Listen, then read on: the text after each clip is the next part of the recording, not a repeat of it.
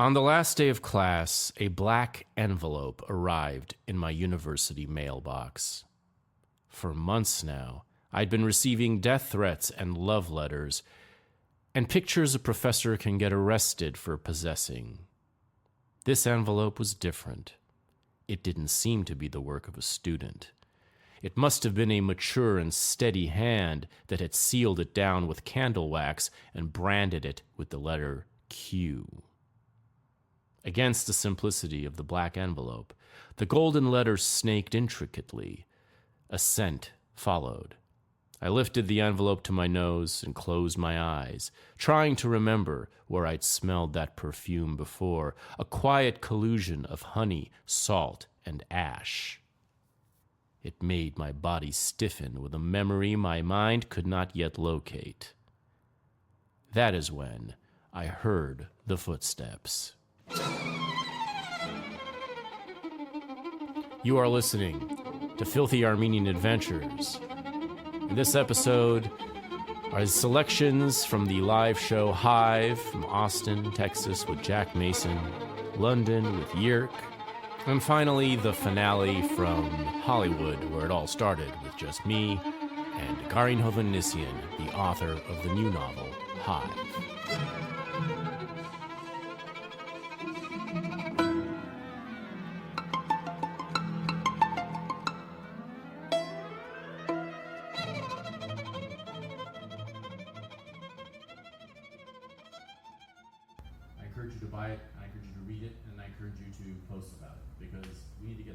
Somehow, and even though Garin wrote a book that was quite successful in 2010 and was blurred by none other than Christopher Hitchens while he was dying. Do you have the blurb in hand? Can you tell them what it was? What he said? Do you have it in your mind? It was a great. Yes, on. It was a modest blurb in which he commended my artistic skill, and he had a very quiet but kind of positive blurb that he gave. I wouldn't, But the point is that he was dying and he found the time to read it and to blurb it. The book killed him once and for all, I believe. No, the book told, among many other things, about the horrors of Armenian history and everything else. And I remember him, apart from the blurb, he was writing some emails to me in which he was saying that reading the book made his situation seem Elysian or Elysean by contrast. So he was dying of cancer, but he was saying kind of like what the Armenian people went through, what you guys went through, puts into perspective the suffering that he was going through at the time. But he was one of these not unprecedented, but unrepeatable figures, the figures that are vanishing, the all-consuming readers of books and watchers of film, and these special people who are consuming culture, and then the critics, the literary critics. H.L. Mencken. I mean, Jack really is. If you think of who is the next Christopher Hitchens and who is the current H.L. Mencken, it's Jack, and it's very, very few people. I mean, if H.L. Mencken is alive today, he's not looking like H.L. Mencken. He doesn't have a job at academia. He's running the Perfume Nationalist. Not that H.L. Mencken ever had a job in academia himself. Right. But the filter, it's we need more and more to give dignity to the people in such positions who are taking on the sacred task of being the transmission device and bridging the generations. They don't look like maybe they're supposed to look like, or that we think they might look like. But we need to be very careful in calling a spade and identifying who these people are in our lives. And I'm privileged to be with two of these people here today. Well, thank you. I've actually still never read H.L. Mencken, but I do know that he's referenced multiple times on Gilmore Girls. Yeah, first season. She's carrying the book around. Chrestomathy. I sent him the Mencken Chrestomathy part one. First, there's two Chrestomathies. There's a second volume. There's the first volume. I sent him in the very first shipment, my very first book shipment to you, which was Isabel Patterson from Stephen Cox, and the Hazelwood Patterson book, and Mencken Christomathy. Interesting. And that very edition, I think, is what's in building. Yeah, a 15-year-old private school girl is reading that book in Sure. 1999. Makes sense. So, yeah. Makes a lot of sense. He was that ultimate. He was from Baltimore. He's the ultimate cigar smoking, kind of clanging at his typewriter, literary critic, major force. He could break a career or make a career, and he had this powerful way with words, and it very often came down to one of his aphoristic. I just remembered it, and it's on theme. He said, "Love is the delusion that one woman differs from another," and he had a lot of these very kind of quotable aphoristic. He was banger after banger after banger. I mean, if you are there any Mencken readers in the audience? You guys, any of you familiar with this stuff? Yeah, I mean, get the Christomathy. And to me, the thing about Mencken wasn't just that he was funny and cutting and racist and biting and all that sort of shit, but it was the fact that he was the first person to put American literature on the map as a critic. He's the first person who made the case for a number of figures. He made the careers of Theodore Dreiser, of Willa Cather. He was instrumental in resuscitating Poe as an important figure. Of course, Poe from Baltimore. It was the range of his activity. It wasn't just in his critiques of this and that and the other. He gave he's the one who gave America the confidence to face Europe and say, we've got our own. And it's because he celebrated certain people that were before him basically neglected as trashy or this or that. And Dreiser's a huge one. I mean, one of the major novelists in the... And history, it doesn't happen unless the champion emerges. It's not a foregone conclusion. It's not like if Mencken didn't exist or if Jack didn't exist, this was inevitably going to happen. No, it's a mission that is self-chosen. You step into the ring, you see what's right, you see what's wrong, and you champion that to the world. And this is how the good wins, and this is how evil loses, and in no other way than this. Well, I have to start by saying that I read the book Hive today, and I think it's completely fantastic. I think that in another time, like 2 or 3 decades ago, this would be a mainstream blockbuster on everyone's tongue, and it deserves that kind of success and broad audience today. I was telling you that it seems really cinematic and obviously would lend itself to like a streaming series adaptation or a movie adaptation. But I love that it deals with contemporary society and actual issues, Me Too and the role of men and everything. But it doesn't just resort to nihilism. Like, we have these kind of attempts to deal with the current gender discourse from this sort of right-wing perspective, like, delicious tacos or whatever.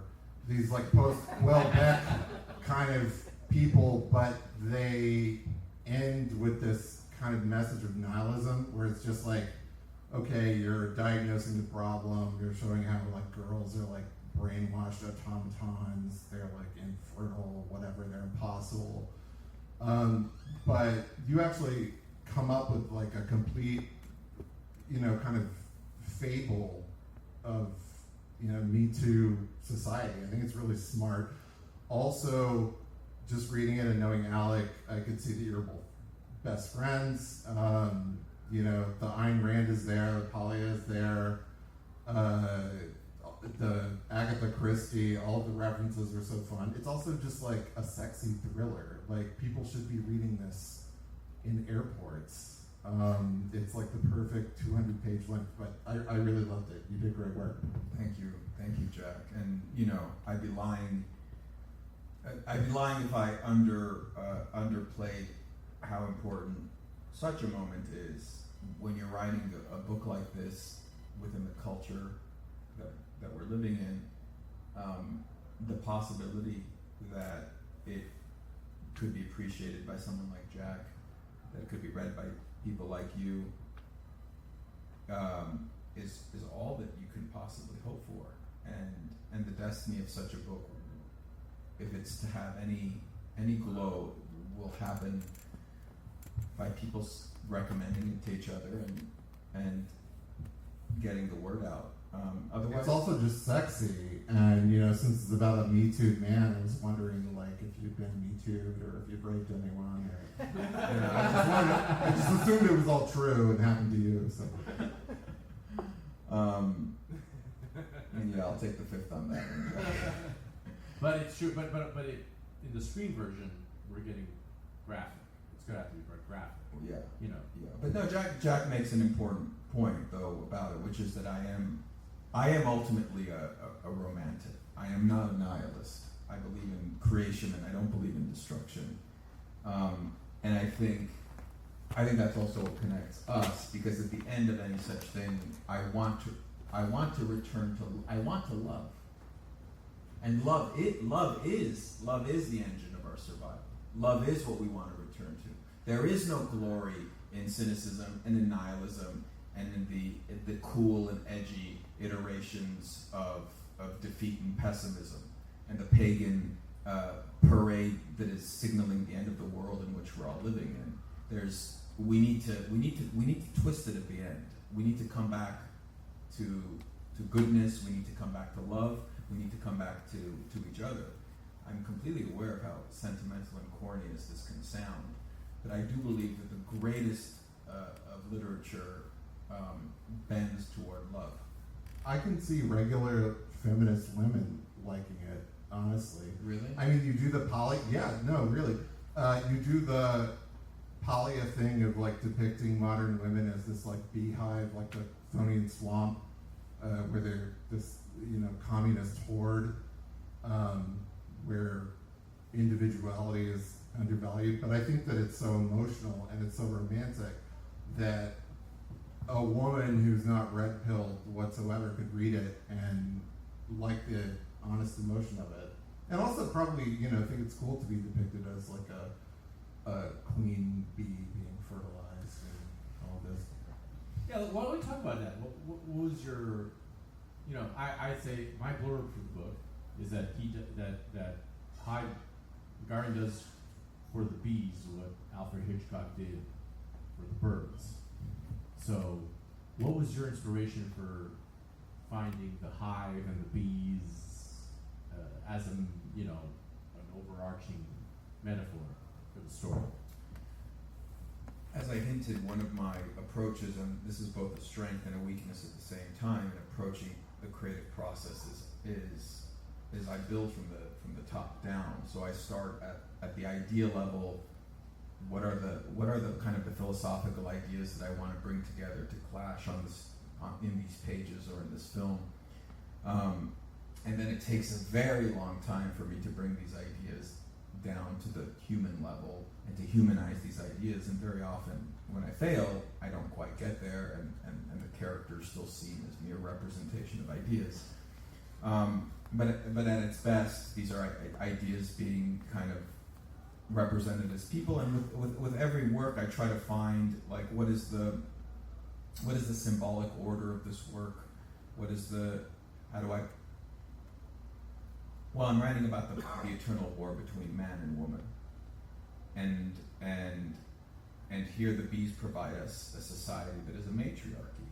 The bees provide us a society that is run by women and that is ruled by a queen. So isn't this the perfect society to build a novel around, to build a story around? Well, if we're gonna take the Longhouse head on, if we're gonna go right into the hive mind, if we're gonna go right into the heart of the matter, as a man to enter the world of women, why not enter the world of the bees, the most ancient of all civilizations? And let's see what it looks like. Let's see what this society of women look. Is it harmonious? Perhaps. Is it stunning and beautiful? Perhaps. Is it ruthless and evil? Definitely. I particularly liked the satire of like girl boss businesses that runs through the whole thing.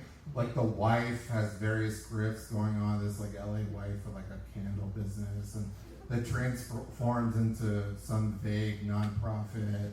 And then when they go to the Hive place, the honey, which is integrated into like every element of the story, they're also like making all of these like artisanal girl boss products out of honey.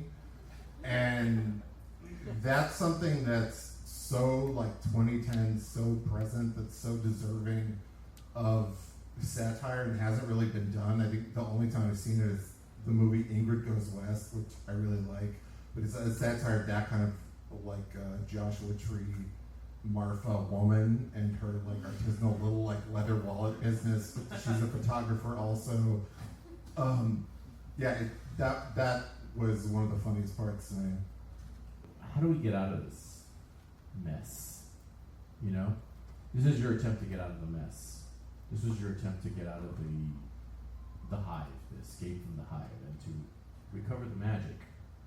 And I feel like Jack, you've had some interesting radical ideas. You know, Jack has I've always seen these two as, because Garin's from a very heterosexual perspective, very traditional perspective. A guy does try to kiss him in the book, though. Was that you? No, that wasn't. No. That wasn't me. Although I did try one time. But that was ecstasy, and you know that was like. It was off the books. It was off the record, as they said.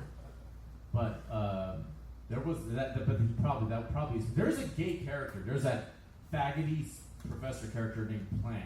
Yeah. And he has a very specific description of a time that when they kind of have a moment together, and he hugs him, and Plank kind of gets limp in his hands. Was that based on reality? What was that all about? It's all based on reality. What's your view of homosexuality?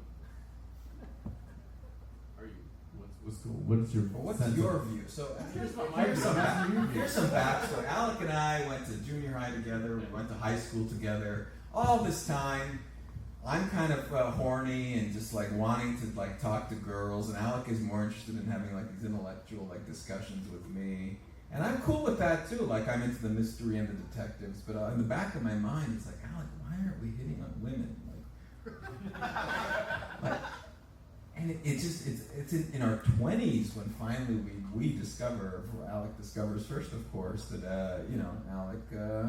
Alec's not into the girls, he's into the boys, and this explains a lot of things. It's not about the boy. I'm not about the boys.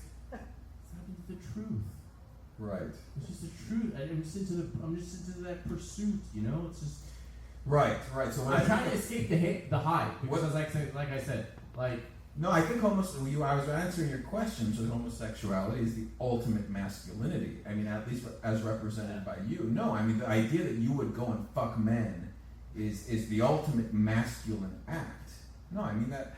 I mean that sincerely in a way. It's a way of preserving masculinity. It's not It's not my grandfather's ideal. No, you know. Also, conveniently, it's a way of walling yourself off from the hive. So, like, during wokeness and COVID and everything, I was really grateful that I didn't have a fucking nagging wife that was listening to the news and just, I don't know how I would deal with that. You're married to someone and they're repeating. Right. Like, you brought up Fahrenheit 451. I couldn't remember the main character's name in that, but I did remember Mildred, the wife. She was like, Mildred, I love Mildred, the wife, who's like, the ideal subject, just kind of watching TV and on pills and everything, doing what she's supposed to do. For me, during the last 10 years, homosexuality was like a wall, build the wall. Yeah, you raise a great wall. Like, you who are not distracted or manipulated by the so-called enchantments of the female species have been fundamental allies to the straight man in, first of all, recognizing the hive mind. What's the cool way of saying this? The gynocracy. What do you guys call it? There's all kinds of ways. Longhouse. Or these are words I've learned mostly from Alec, and not being a Twitter man myself. But no, I mean we're all talking about the same thing of first recognizing and ultimately exiting the totalitarian state, because if left unchecked, I I think that the pattern of every man, of every marriage, of every like American marriage is to have, it's just to have the man become. I watch fucking like Peppa Pig with my son Leo, and it's all about, oh, daddy's so the fat fucking stupid dad. Like it's all about the dad. Oh, daddy did this again. Like daddy forgot to do this again. It's like, and you look at every single American sitcom. And that's been since the 50s. Right. That the husband is depicted as the buffoon, and the wife is always right. I mean, there's almost no exceptions to this. Going back to the 50s, like I Love Lucy is an exception where she's like a crazy hoe with ideas, and stupid he has to desire for- spank her. Yeah, He has to spank her, and and it works. It's a happy interracial marriage. But yeah, men have always been, as fathers and husbands, have always been like reduced in fiction and especially television. Right. But like, it was different than when they started doing that. There was like a functioning society around it. Now I always think of like the father in Barbie, a movie which I'm a fan of, but there's this father that you don't like remember at all, who's just doesn't contribute anything, just like an empty like credit card with glasses that just they don't have a personality, they don't steer the ship. It always has to be women making every decision, getting all the credit for every decision, and it's a shame. I mean, it doesn't jibe with most people's reality, and people don't think about the effects. And like now I sound like a feminist for men, but like the effects of that kind of representation of men, it's not even talked about. You just absorb silently those archetypes, those stereotypes, everything, your whole life, and you're left to realize that they're fake. Otherwise, it's sad. The thing that we have, the thing that I've had to learn, and I've learned from you, the thing that you have the kind of superior knowledge of is because you were born this way. And I was I'm a late weird case, which who knows what was the source of. But you're the one you're more than anyone I've ever met, Jack Mason, is a lover of men. More than anyone I have ever even seen. So you have this like deep knowledge of, and I thought to myself, what if you're wondering what the cosmic purpose of the homosexual is, what could be more fundamental than to demonstrate to women that loving men is not that hard. It's not this like impossible task that requires revolutions and NGOs to accomplish and whatever bullshit government programs to accomplish. Like it's not this thing that requires being a Democrat to accomplish. It doesn't require a million different welfare intermediaries to accomplish. It's actually it's a natural thing to love men, and you love men more than anyone I've ever met or know of. Well, there's this erroneous idea that the heterosexual world is like organized around just like patriarchy and worship of men, which it might have been at one time, but it's not anymore. It's really organized around the fetishizing and worship of women, and now women have the upper hand in the highest levels of, government, corporations, everything. They actually have the power that they sought to achieve with feminism. So there's this thing in heterosexual culture where like men are just not objectified. Like even you see in like the whatever based right-wing spaces that we occupy, how quickly it reverts to rewarding women and advancing the careers of women for parroting male-centric issues and talking points and everything, because the fact is that sells, like sex sells. There's the, Scheherazade, like Dance of the Thousand Veils, whatever, that the straight world is just interested in watching women do anything. But the value of the homosexual critic or what have you is that they objectify men and view them as pieces of meat on a hook and just like view them like, straight people do girls. And also, when you come to current gender politics, straight people don't like acknowledging, they don't like giving women full agency. They like viewing them as innocent maidens who have been wronged by society. So they come up with all these different explanations. They love saying that like the sinister cabal of gays in the fashion industry and Sex in the City is turning girls into whores and everything. They just like not assigning that blame to the people actually in power, which is women, because then you have to look at your wife and you have to look at your girlfriend and your daughter, whatever. So that's the value of the gay voice. And the value of the gay voice is to kind of even the score, even the playing field. Because but it is a seductive. Like when I hear how Jack talks about men, what that recalls is how like how women used to. Ayn Rand, how she would write about men. Yeah. How Eve Babbitts would write about men, of like seeing a man and just like wanting to worship that. I haven't felt that. High T, high sex drive women, genetic aberrations, kind of, not the voice of the dominant culture.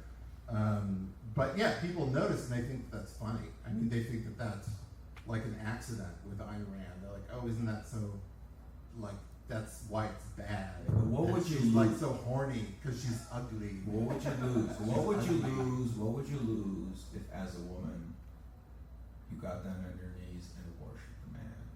What would you lose? What would you gain? It's an open question, but it's an act that is you increasingly. gain a lot and you'd lose little. You lose nothing you want, and you gain everything you want. That's what would happen, and it's just, and the annoying thing is that even gays are in denial of this. Like, and you're a prominent critic of the gay denial of just being gay. I mean, being loving men. Like, so many gays are these, like, as you call them, squeaky parrots. I won't mention who that's referring to. Glad we all. There's this cold, this is Bates quality to a lot of gays that denies their own actual passion, which is to worship men. And because it's worshiping men means worshiping, and worshiping is and that also means, but then that also means worshiping women.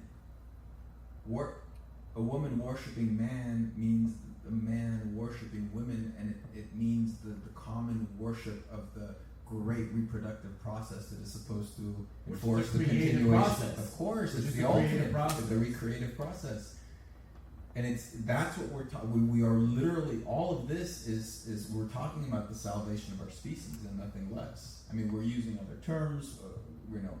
We're talking in delicate dancing circles around it, but we are talking about the future of the human species, and at the root of it, the need for us to find each other again and to love each other again.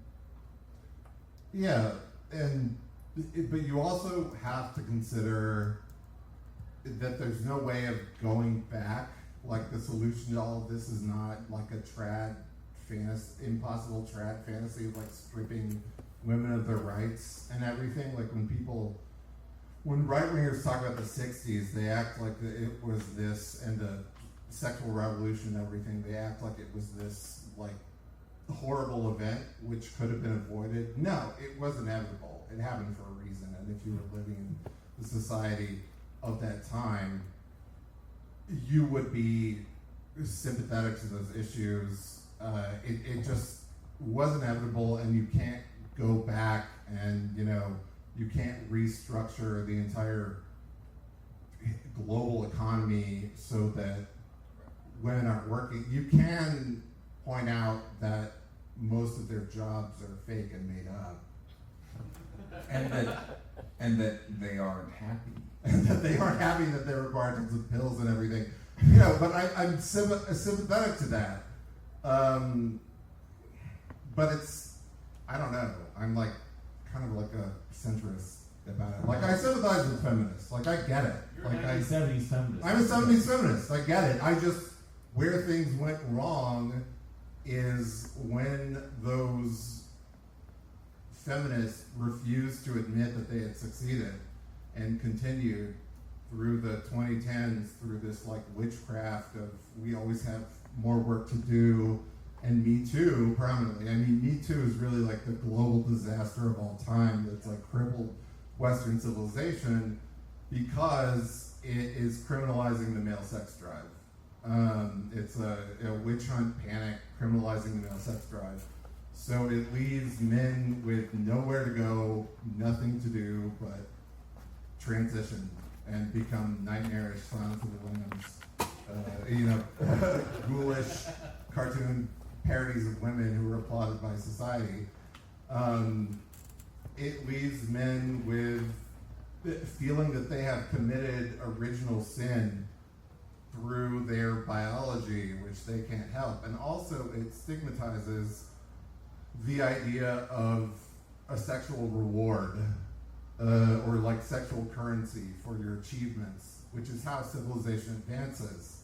That's why men do things. That's why men invented the comfy society that we all live in, is because there's a sexual reward at the end of that. Like stigmatizing the sexual reward and acting like we're all just operating, through no interest in sexuality or anything, that makes our lives completely pointless, and that makes no one want to advance, no one want to be true to themselves, no one want to make a better society or achieve anything. We wouldn't be here right now if there wasn't the promise of an immense sexual reward from the audience to follow. Like, why are we even here?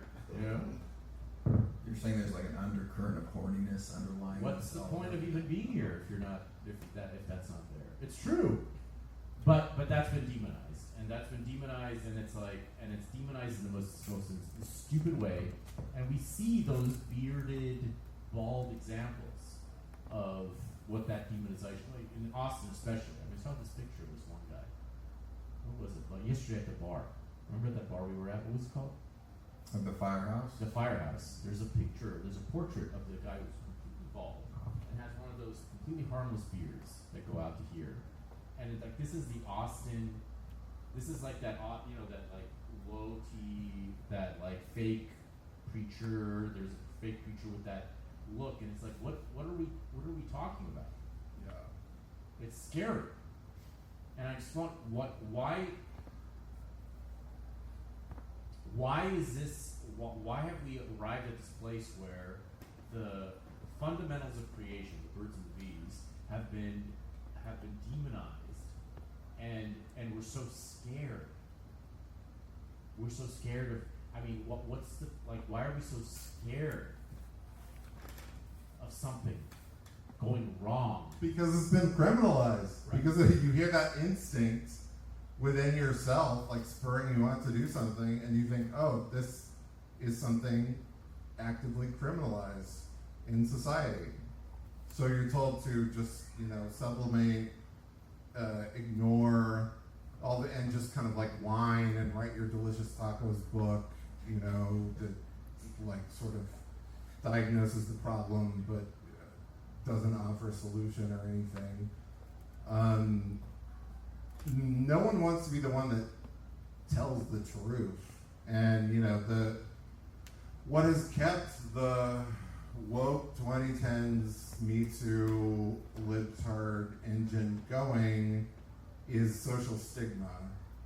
And you said, what's the solution to this? I don't have a comprehensive solution to it, but one solution is to not be friends with libtards, and to, you just simply have to find people who are not like Mildred in Fahrenheit 451, and they're not going to report you to the Gestapo or whatever for your thought crime. And what has kept people that whole dreadful 10 years kept people from telling the truth or noticing that anything had gone wrong when it clearly had was you have to be able to seamlessly meet up with your like friend from high school or your friend from work who invariably is a libtard and is parroting the latest COVID vaccine, whatever. I came up with a whole term for it. Drinks with friends is what it's called. Drinks with friends is why society must go down in flames because you have to fucking meet up with your college friend who's a libtard. Just get that out of your life. Just know that, like, you don't have to be friends with libtards. There's no reward there. What was your reaction to the drinks? You've listened to us talk about drinks with friends for a few years now. How did that resonate with you? I love it. I mean, I haven't had drinks with friends in a long time. But that, when you think about it, like, it's a funny term, but that's the reason that old people have to be like euthanized in nursing homes during COVID because of drinks with friends. Right. Because everybody, like it all is downstream from there. Like, you have to be able to meet up. You dread it. It's uncomfortable. You complain about it. You have to be able to meet up with them, and they just tell you the list of their relatives that have transitioned using the proper pronouns or whatever. And you can't say anything. You can't talk. They have no interest in art and books, anything. They just kind of repeat the slurry of the mainstream media. Why do you need to preserve that relationship? Right. What? But everybody had the whole of society had to be destroyed for drinks with friends. I mean, this is what Orwell did, right? Coining phrases that would describe and diagnose the disease and sicknesses of our times. This is an Orwellian kind of achievement. I think one of Jack's great achievements, which he teaches us, and he's accomplished this more than even us, is the real talent is something so simple, which is to have direct access to what you actually feel and believe and think about something without having it filtered through the drink, through the friend, through the society, through the community, through the hive mind. You watch a movie, you read a book, and you have a direct relationship with what you experienced as a human being. You don't think about what Alec is going to think when you say this. Sometimes he disagrees, mostly it doesn't matter. You have had your own human experience, and I think we have lost that as a society. We are living in a collectivizing time, a time when we are losing our own connection to our own opinions, to our own thoughts, and we're living in the hive mind. Just to our own experience. Right, It's a matter our of own experience. When a friend says, like, oh, what did you think about that movie? Very often, you will find yourself not answering directly, clearly. You'll find yourself saying, you'll say, it wasn't bad. And then when you realize your friend liked it, then you kind of you permit yourself to like it also. And to be clear, sometimes that's better because your own experiences are not very reliable. I mean, if your own experiences are shabby, then you should just trust. Like the people who love to shit on David Lynch or something because they didn't get it. There's that kind of thing where and we're all like that. When we're young, we don't get something necessarily, and we have to kind of go along with. But in the absence of any other thing, trust yourself, right? It's the only you have. And again, I'm being corny and sentimental, but at the heart of it, you watch something, and if you love it or you hate it, you need to own that. You need to investigate that, why you love it and why you hate it. And I'm saying something extremely obvious, but I see that that's just not the case. People have lost touch with their own. They cease to exist as individuals.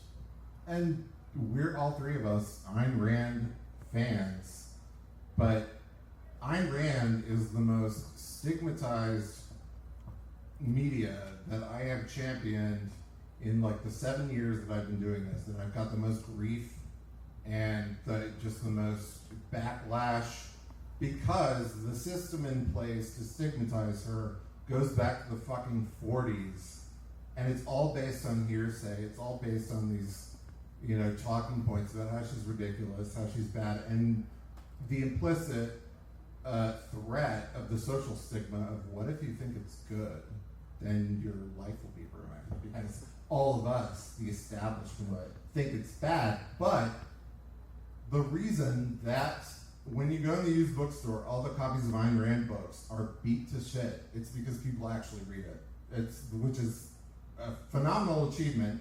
People are still reading these giant, difficult books from the 30s, 40s, 50s, written by a woman. No one talks about this, because if you actually read it and absorb the message, then you become a successful person. It's a tool to deal with the world and dissect society and see different types of people. And it's always been like this. Like in the 90s, when there was kind of a more mainstream, except in the 2000s when there was a more mainstream trend for Ayn Rand, and like people like Angelina Jolie and Anne Hathaway and movie stars would say that they liked The Fountainhead and Atlas Shrugged. What do all those people have in common? They're all successful. Yeah. Now they've been trained to not name that as an influence, but you actually read those books, not dissecting hearsay, not just reading the introduction, not just reading the Wikipedia page. You have to do work and absorb the whole thing, which is pleasurable, by the way, intensely pleasurable, salacious fiction. You're never the same. And I can't imagine anyone reading The Fountainhead or Atlas Shrugged and it just not seeing the truth of it, especially now. It's one of the most redeeming experiences to meet someone who, for whatever reason, is free of knowledge, blissfully ignorant of any knowledge of how maligned Ayn Rand is, who has come on her own.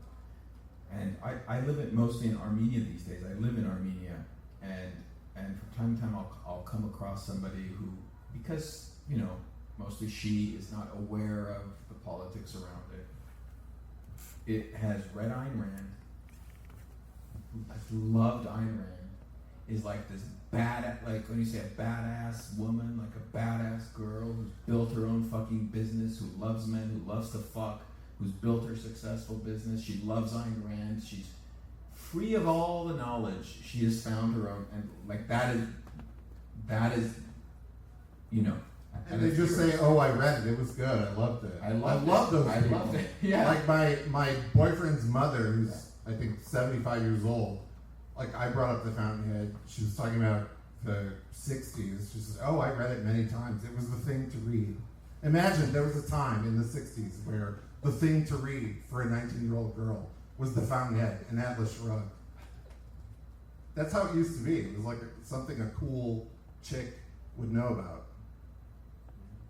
Alicia Rosenbaum really pierced the veil. No, I mean, we've talked about this at length, and it's a litmus test because it has all the, first of all, she exposed, to a degree that wasn't even as apparent when we discovered her and fell in love with her in the early 2000s in high school, the kind of spiritual machinery of libtard oppression, which we've become all familiar with over the last 10 years through social media, was precisely diagnosed by her in those two books. I mean, every little element of it, right down to the archetypal characters who play both sides, the Peter Keatings, the Ellsworth Tooheys who kind of manipulate. The role of the media? The role of the media in facilitating the kind of the deception and the manipulation. The way in which big spirits, thirsty spirits, great spirits are dragged down, like when they step out of line, The way in which ugliness is promoted, literal ugliness, because it's ugly. Not because it's beautiful and only someone sees the beauty in it, but literally because it's ugly. The way in which mediocrity is worshipped. Like, all of these are fundamental, it's a fundamental system that she exposed, and that we deal with to this day. And it's not going away, because anytime, even within a group of friends or a group chat or any kind of circle, even within our own supposedly enlightened circle, anytime certain forces kind of arise and someone's going to rise because of this, there's always going to be a Peter Key. There's always going to be what's the Atlas Shrugged version? I mean, there's always going to be a Lillian Riordan to come in. There's always these art. She really did invent. She like no one else has ever done. She invented the archetypes of libtardism, and on the other hand, of Howard Rorkean individual greatness. And she captured them for all time. And it's eternal, and that's why her books are read as often as they are. They're not read as often as they are because, for any other reason, like, there's no other reason to read them. And you can never unsee it once you see it. That's why people are scared of reading it and of praising it and liking it, because it does fundamentally change you in a way which is stigmatized as cult-like. Cult is one of these kind of 2010s Me Too words that they like train you, doing whatever the Democrat Party says. That's not a cult. No matter how insane it gets. But, any smaller group of independent individuals, if anybody has any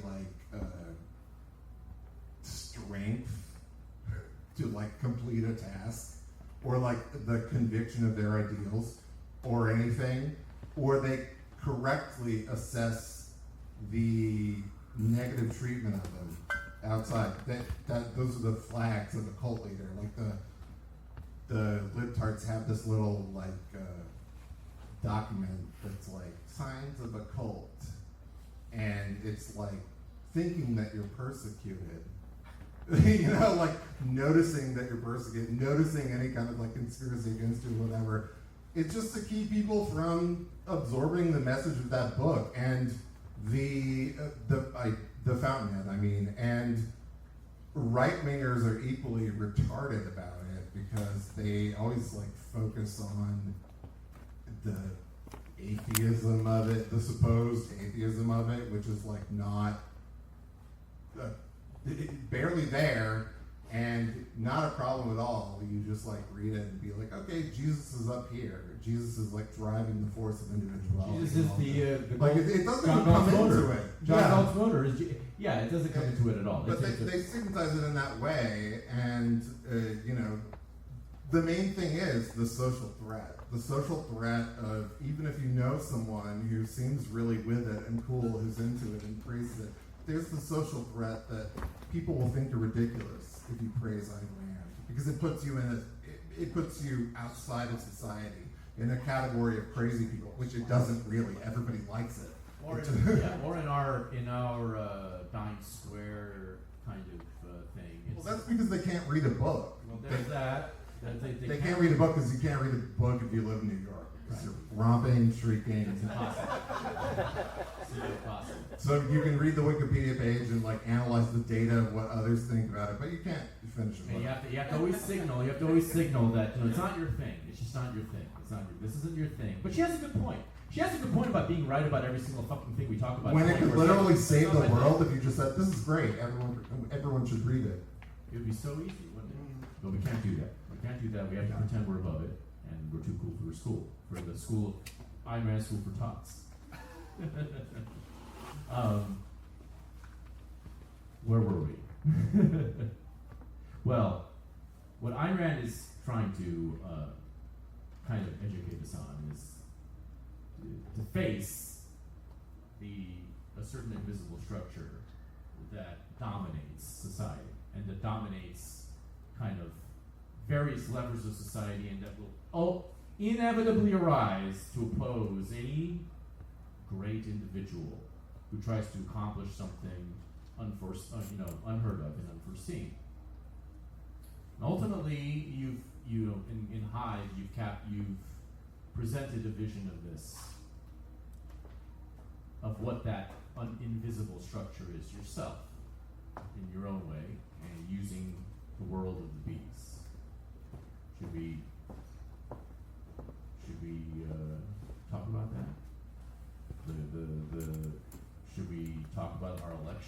Should Okay, time for the election results. we? Do you think? Do you think? What do you think? Yeah, no, I mean, I think I would, I would only add that it's not in the nature of the man to blame the woman, and I think whatever sorry state we've come to together, and I think men are weak and petty and pathetic men are just as responsible for getting us into the situation as the naturally power-hungry, political, academic women who have gotten us here. And who would you? And so when I say earlier, like, why can't a woman get down on his knees and respect them? Well, the man has to be deserving of that worship, of course, and the man needs to command the respect that he deserves. So this isn't part of this is an indictment. It's a social commentary. It's a satire of the matriarchy, but at the same time, it is a personal call to action for myself as well. What do you think? What do you think it is that? Well, what's your view of what men have ceased to do? Well, happy wife, happy life, right? What is that phrase even? What is that phrase? Like every time I go to my uncle's barbecue or whatever, it's just like, oh, happy wife. It's like you see these men with their hunched, their hunched shoulders, drinking their beer, giving up the fight, accepted the sexless state of the world, just giving up, just to avoid the headache. I mean, to avoid a headache, we will just do anything, won't we?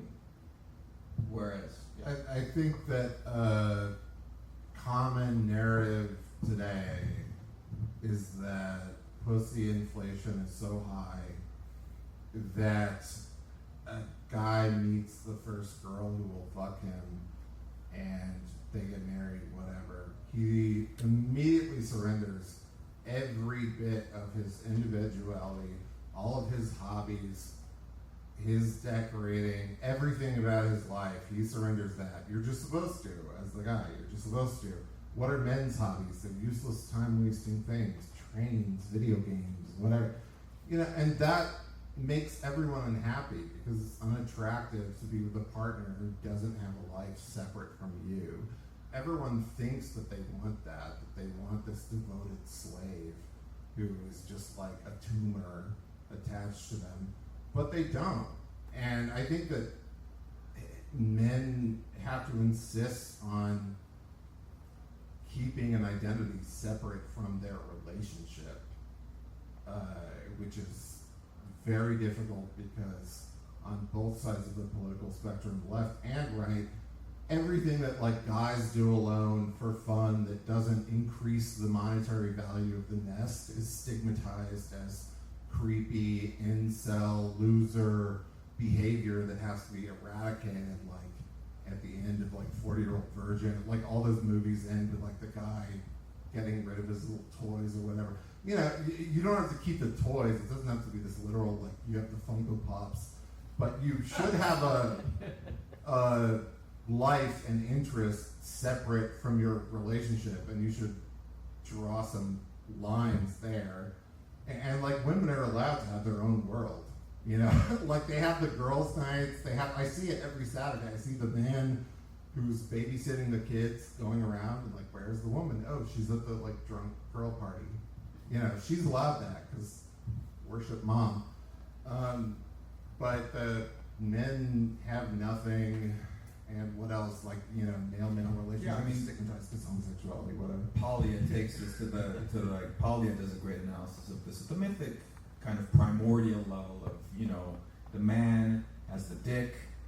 It is necessarily it's an external apparatus. The man is an external creature. He staggers out of his mother's womb with something to prove, and he needs to go build buildings and do shit and create and destroy, and all this fucking energy. A woman is a more self-contained. She's an internal. The vagina, vagina is an internal organ. It invites. It seduces. It entraps. A woman is more self-fulfilled. She creates the home.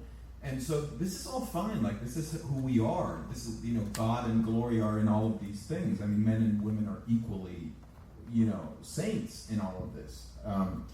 And this isn't anti-man or anti-woman or anything like that. But it is the nature of the feminine energy to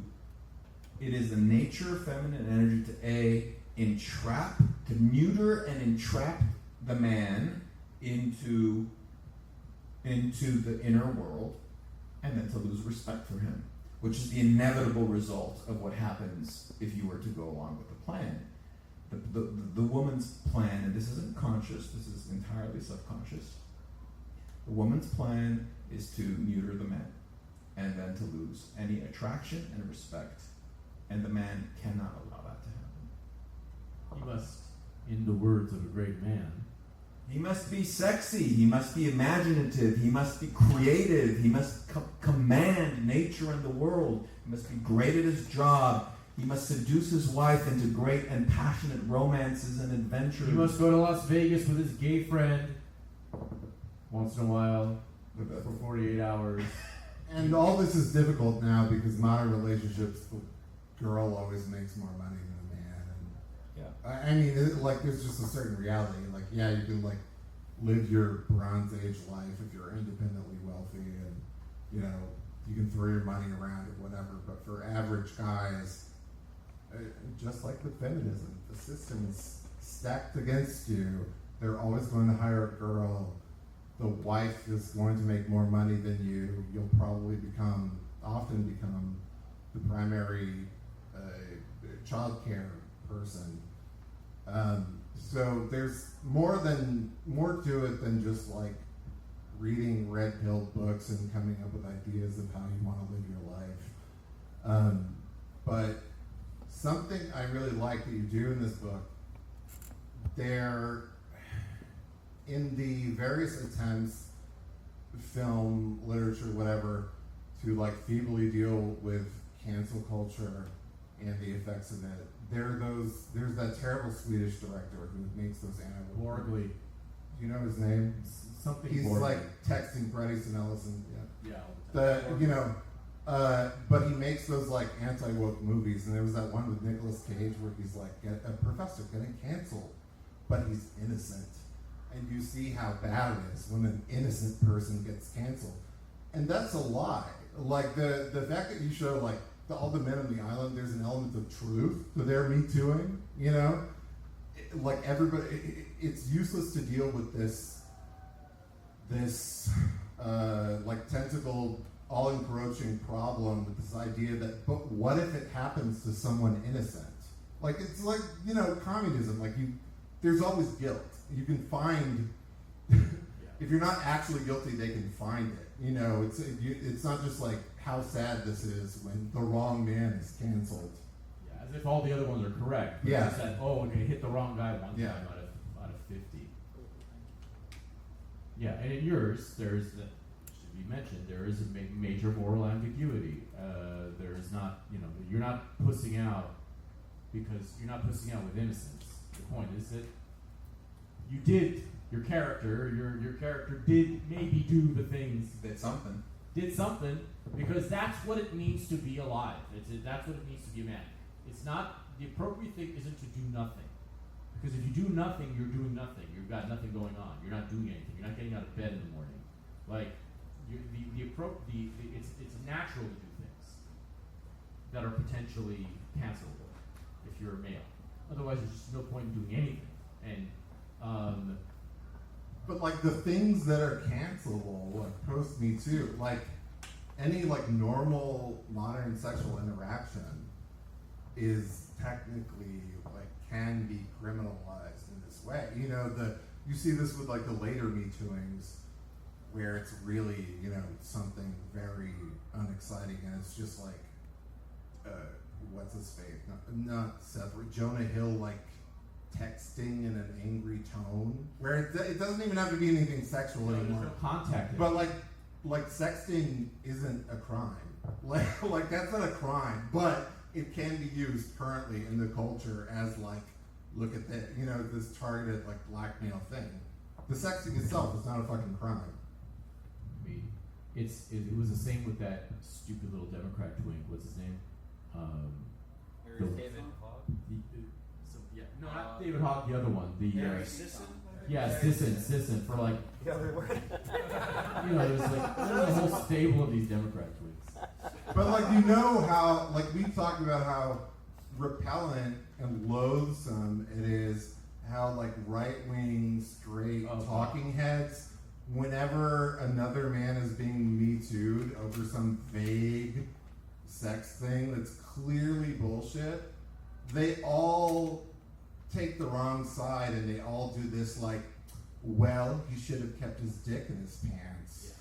Yeah, like this prissy, neuter. They love doing it because they're the greatest little husband who ever lived. And they're like, You know, it's like, what? How much of a pussy do you have to be to like not understand the larger mechanism at work here, which is that anything sexual that you've ever done in your entire life could, if needed, be presented as blackmail, or like that's how this works. There's no end to it. There doesn't have to be a reality. There doesn't have to be any objective reality. It's not about like proving that a rape occurred anymore. It's just about this insane witch hunt, public tarring of men that's very, very like venal and careerist and cynical, and it's encouraged by lawyers. And it's all about money. It's just not real. And it's all in the past. It's never a rape is never in the present anymore. Nobody ever rapes anyone in the present. It's always got to like go through an escrow and like 25 years of like, and then like if you say something anti-woke and if you step on the wrong toe, 2027. Well, it's just he's creepy. That's enough. He's creepy. Yeah. That's enough for everybody. And weird. The entire right-wing media world to continue, just like, well, he should have kept his dick in his pants. How sweet. He should have not been creepy. Yeah. How sweet it's gonna be when Diddy gets off. Yeah. Oh my God, I'm gonna enjoy that. I'm gonna piss on all their graves when P Diddy goes innocent. Yeah, they always jump on. That's the thing. Because they're still in love with the leftist idea of the satanic Hollywood cabal. Yeah. Just off screen, where nothing can ever be proven, but it's like, shows how all the media has been like sending you evil messages since the beginning of it. It's just foolish and it's spiritually communist. Yeah, it's peasant. It's peasant coded. It's rubish. It's what we deal with all the time. There's no benefit to it because, like, in our world, being a conservatard is where you get the clicks and where you get Yeah, because that's what people like. And if you like let your foot off the gas, like if I let my foot off the gas of the whatever poly of pro-sex discourse pro-pornography discourse that I do, if you let your foot off the gas for a minute, everybody just swirls around like an anthill because they really want that sexual puritanism and punitive angle. That's what they all want. That's what straight people all want. And gay people, most of them. But nobody will like stand up for the basic fact of, okay, men are genetically hardwired with testosterone to basically not be able to think about anything else until they come. No one will do it. It's just like, put your dick back in your pants, guys. Yeah. When you're in your 20s, you shouldn't be having sex. You should be grinding and hustling. And you should be building up a portfolio. That's like the kind of And then when you get married, you'll have the most perfect, hermetically sealed relationship where all of your mutual sexual desires are always appeased. And there's no differing sex drives.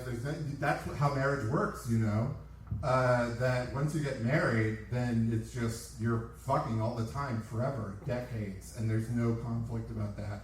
whatsoever. So you're safe once you get married. And there's no divorce. There's no woman-initiated divorce or anything. And there's no woman-initiated cancellations either. Yeah. No one's has ever. It's almost like we're living in some sort of hive or something, right, Gary? Wouldn't that describe the situation? Very expertly done.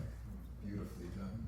You want to bring this full circle? Why don't we do it? I mean, let's. All right. Well, all night we've had a little ballot box there on the table, asking you to participate in the election of the Queen, and it's time to talk a little about that box and reveal the Queen for the night. So, Nick, can I ask you to bring the ballot box over to us? And you may recall that this black envelope has been in plain sight this entire time. We'll leave that here for now. Set that here on the table. So, who left, by the way, Alec? What? The bartender left. The bartender But I left. don't know if anyone else left. A few people may have left. So, I was worried that she was going to hear what we were talking about. No, legit. I was like, oh no. oh, so this is good? Yeah. Okay. I asked you to think of a figure, a female figure or icon, and to drop that name into the box. I do want to open it, and I do want to ask Jack to select one ballot to choose the Queen for this evening. But before I do, I want to see if I can have any premonitions, any ideas as to what names you've chosen. Alex crowds are always tricky because you go toward the obscure, the fringe, people I may not even know about as an old country Armenian. Did someone choose like a young Italian? Yeah. You chose a young Italian that I definitely don't know about. A young Italian, like a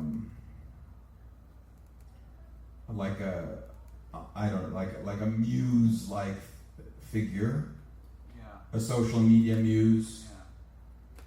I don't know who this is. Who is this? Gio Scotti. Gio Scotti. Okay. He's a witch. I'm telling you, he's a witch. I would guess one of you chose is there like an intellectual warrior type? One of you chose? Like a writer, a public figure? No? You're smiling. Wyatt, you did? Wyatt's Smiley. No, like someone in the Bruin.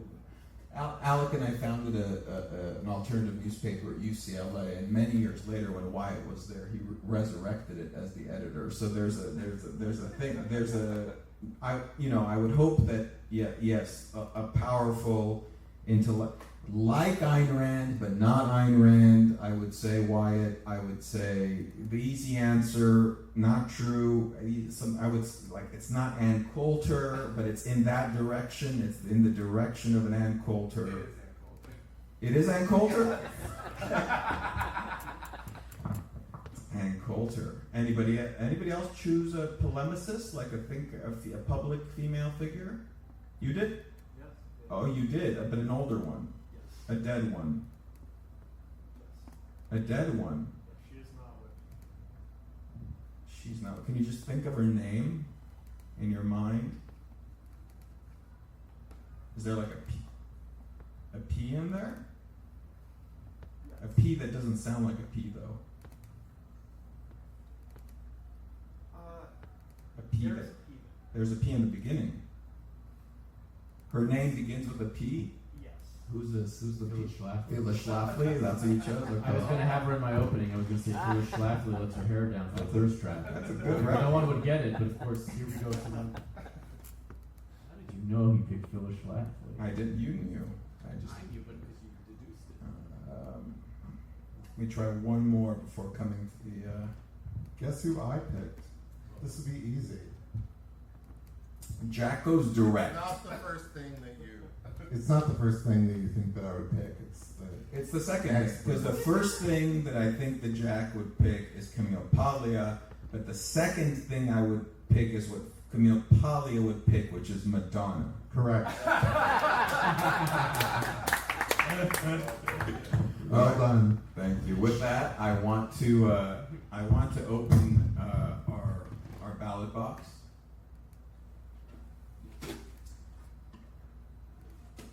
And I want to ask Jack to reach in to the ballots and pick one of these ballots.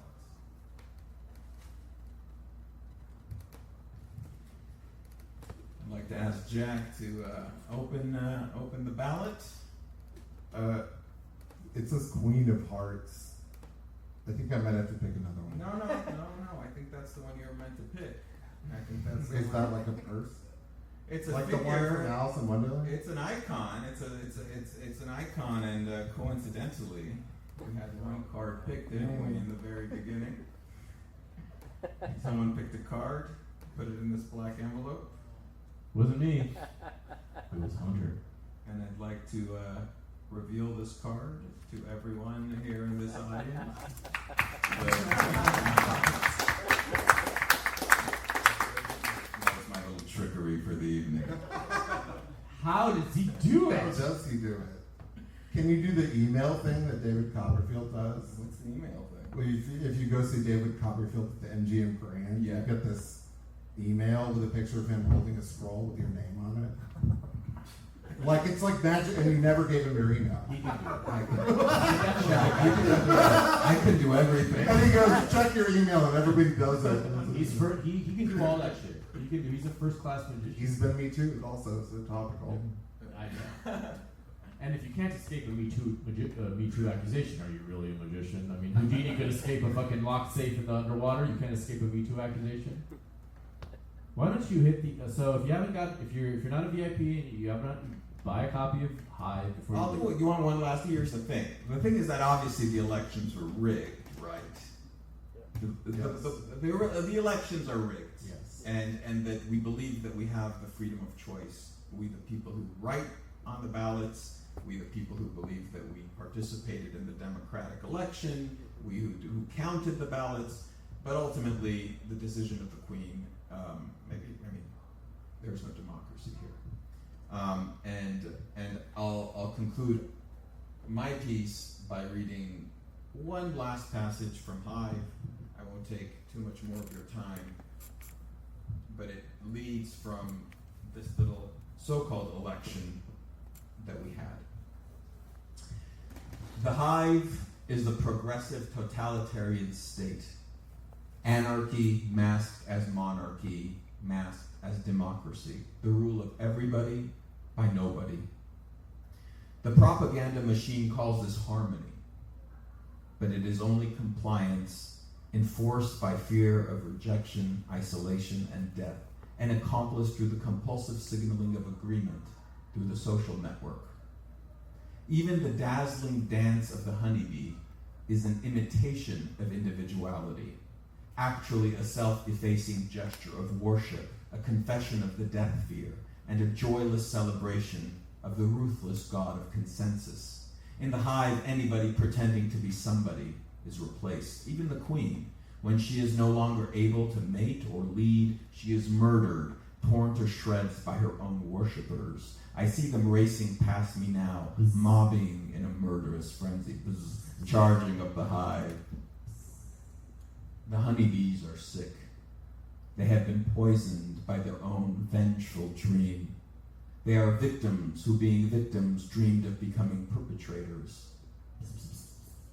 And they are already becoming victims again. As we cross each other in the night, I see only their chaotic and anxious eyes, lonely and miserable eyes, morbid and hateful eyes, proud and Puritan eyes, sexless and lifeless eyes. When they made an enemy of me, did they think they would be happy? No, they will grow more sick and miserable every day. As their minds seek control of their organs, they will become schizophrenic. Other conditions of the heart and skin will result as punishment for pride, wrath, and hysterical denial of their nature, treason against our species. The Hive is fundamentally a suicidal system. In the distance, a scream tears through the night, and by its twang of wild agony, I recognize the event. The queen is dead. Any moment now, chaos will besiege the hive. Petty wars will be fought. Bloody rivalries will be staged. But of course, inevitably, because the hive is fundamentally a revivalist system, a new queen will rise again. And she will raise the hive again and heal it with a balm of a common contempt. So here's the hive. There's the hive. And as my final word will simply be to remind us all of what Mr. Poe created, what the author created as the sole redeemer of this system. What the author created to befriend us and to guide us and ultimately to redeem the evil mystery of his creation. And we should remember what the author created, and we should never stop.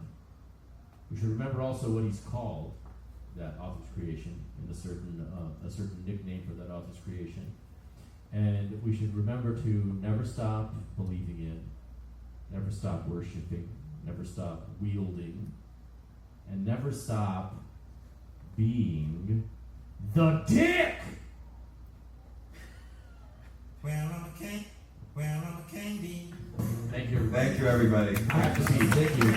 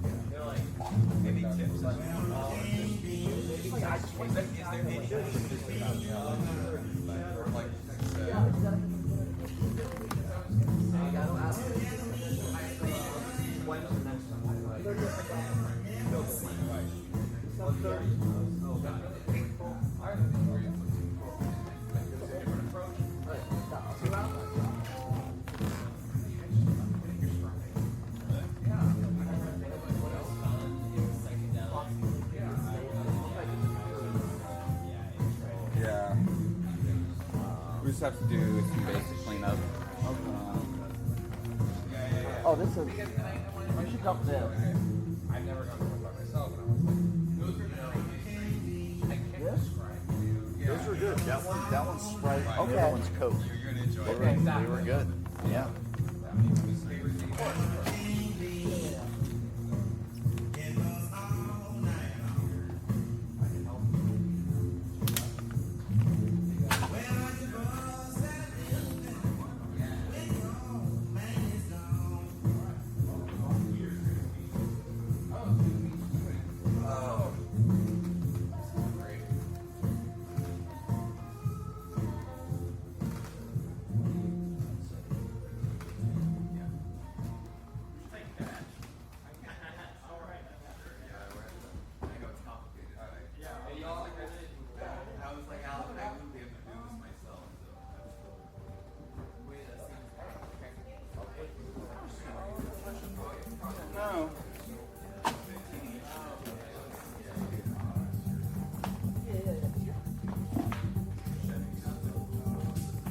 It's different enough.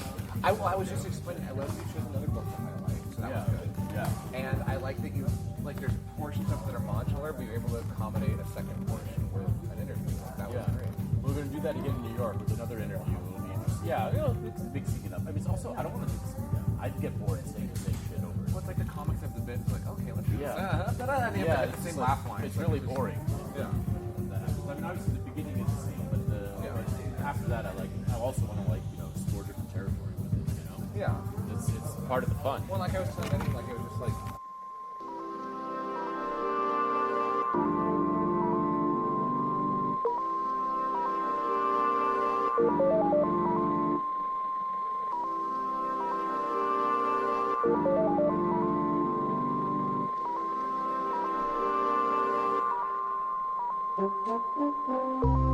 Hey, this is your host, Alec Mohibian, with a quick message before we continue. Based in that great but very troubled place, Hollywood, California, Filthy Armenian Adventures is an interdimensional travel program that takes you deep into the cultural mysteries of our time. In search of truth, in search of gold, in search of lost friends and unsung heroes, in search of John Galt's motor. This show is your antidote to the black pill. This is your guide to the places, the personalities, the ideas and creations the enemies of man don't want you to know. This is your techno-noir investigation into the good, the evil, and the God hiding under our noise. This is where you get the news before it breaks, before it blows, before it burns. The show is supported entirely by patrons at patreon.com/filthyarmenian. As a patron, you get access to twice as many adventures, including the most important ones, the ones with the real facts. Plus, regular brief smoke break spiritual reports on topics of the day. As a patron, you also get exclusive access to our Smash live events. Ask anyone who's attended one, and they will tell you it's an experience you'll never forget. It's very easy to keep Filthy Armenian Adventures alive. You can still listen to the show on your favorite app like Spotify or Apple, and you can do so with the pride that you're putting a little bit of money where your soul is. More patrons means more fuel, more topics, more investigations, more miracles, more secret locations, and forbidden territories around the world, and the world that is Los Angeles, our post-apocalyptic headquarters. It means we'll be able to track down more enchanting figures in the landscape, dare them to abandon their masks, and join our quest out of the darkness and into a golden age. Patreon.com/filthyarmenian. Thank you for being one of the good ones, and enjoy the show.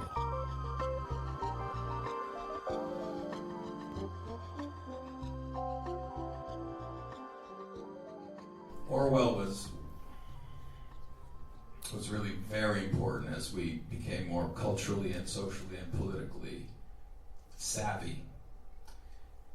He also connected to me as someone who's interested in magic, because what is magic? Magic is an illusion, certain narrative of reality, but behind the magic there's obviously a mechanism, there's manipulation. There's someone who is tinkering with the truth mechanism out of sight. And for us, Orwell became a fundamental figure in understanding the secret mechanisms of the totalitarian state. From his perspective, in the late 40s, that totalitarian state was Britain in 1984. It was a society he saw that is shockingly familiar to ours today, where telescreens would record the inner thoughts and any words that were even whispered by the person in proximity to it. It was a society that seemed wonderful on one hand, but on the other hand was completely under the repressive system of Big Brother. Through this book, Orwell developed such vocabulary as doublethink and newspeak, which are some of the linguistic tricks with which the totalitarian state governs and influences its population. And so for us, Orwell provided some of the strategies and some of the language with which we were able to identify the unseen and invisible forces that tie us down. When I come to London, I think of Blake, and I think of London. I wander through each chartered street, through where the chartered Thames does flow, and mark in every face I meet marks of weakness, marks of woe. In every cry of every man, in every infant's cry of fear, in every voice, in every ban, the mind-forged manacles I hear. Manacles meaning chains or handcuffs. The mind-forged manacles. And this is, for me, what Orwell was also writing about. What are these invisible chains that can suffocate us, that can suppress us, even without our knowing it? And often disguised as a great blessing. The people who, for example, now censor free speech, they don't say they do it because they hate free speech. They say they need to create safe spaces. They say they need to create a society in which people are more loving and tolerant.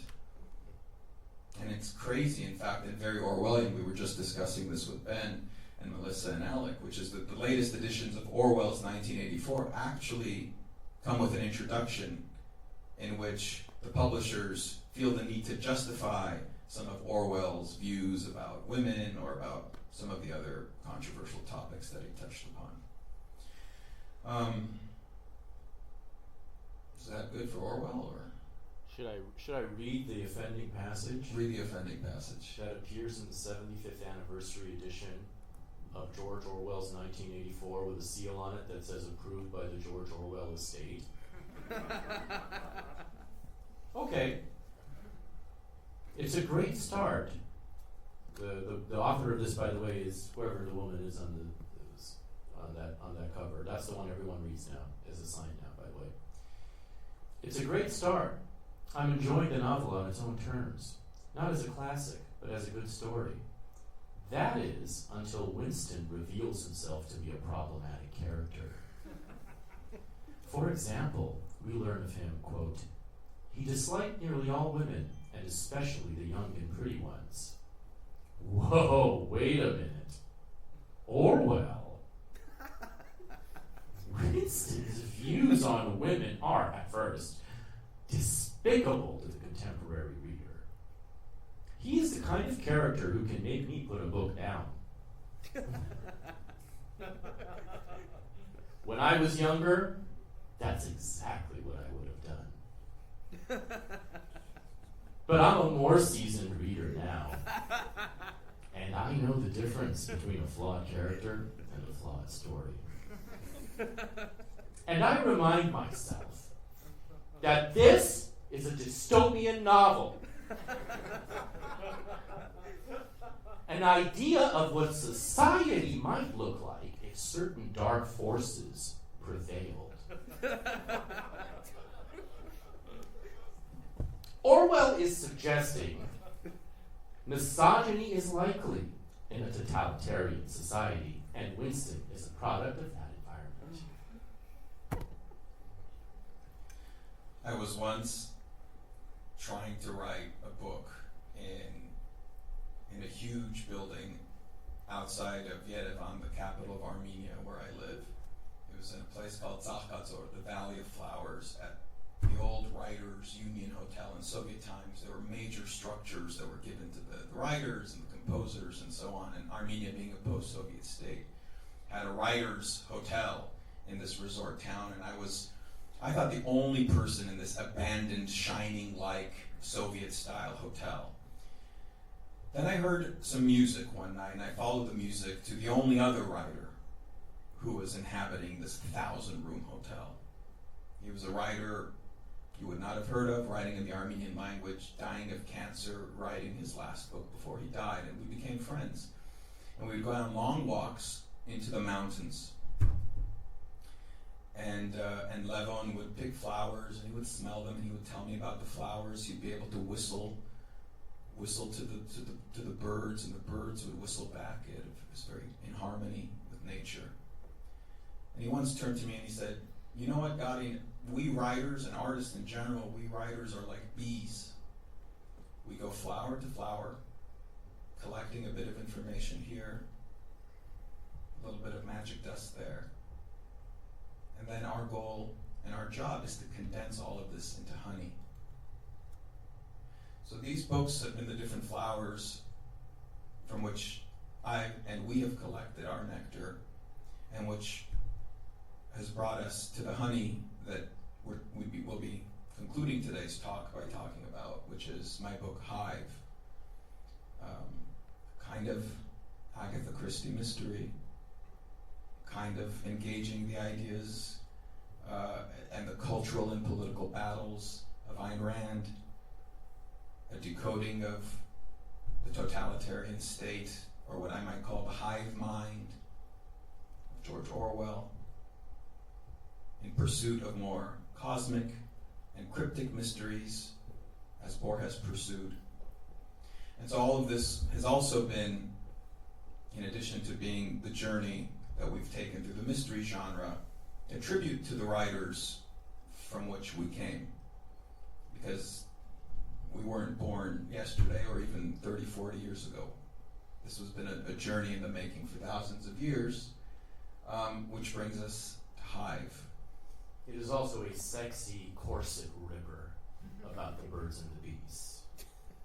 Not just the metaphysical and the da-da-da-da-da. It's about the man-woman problem. It's about the man-woman problem that is destroying our lives, and that is ruining society, and that is ending the human race because no one will have babies anymore because no one can stand each other's company of the opposite sex or even the same sex. That's what it's also about. It is about this man, this canceled writer that Alec referred to, who receives a black envelope and joins 5 other men on a journey to a distant Greek island called the Hive.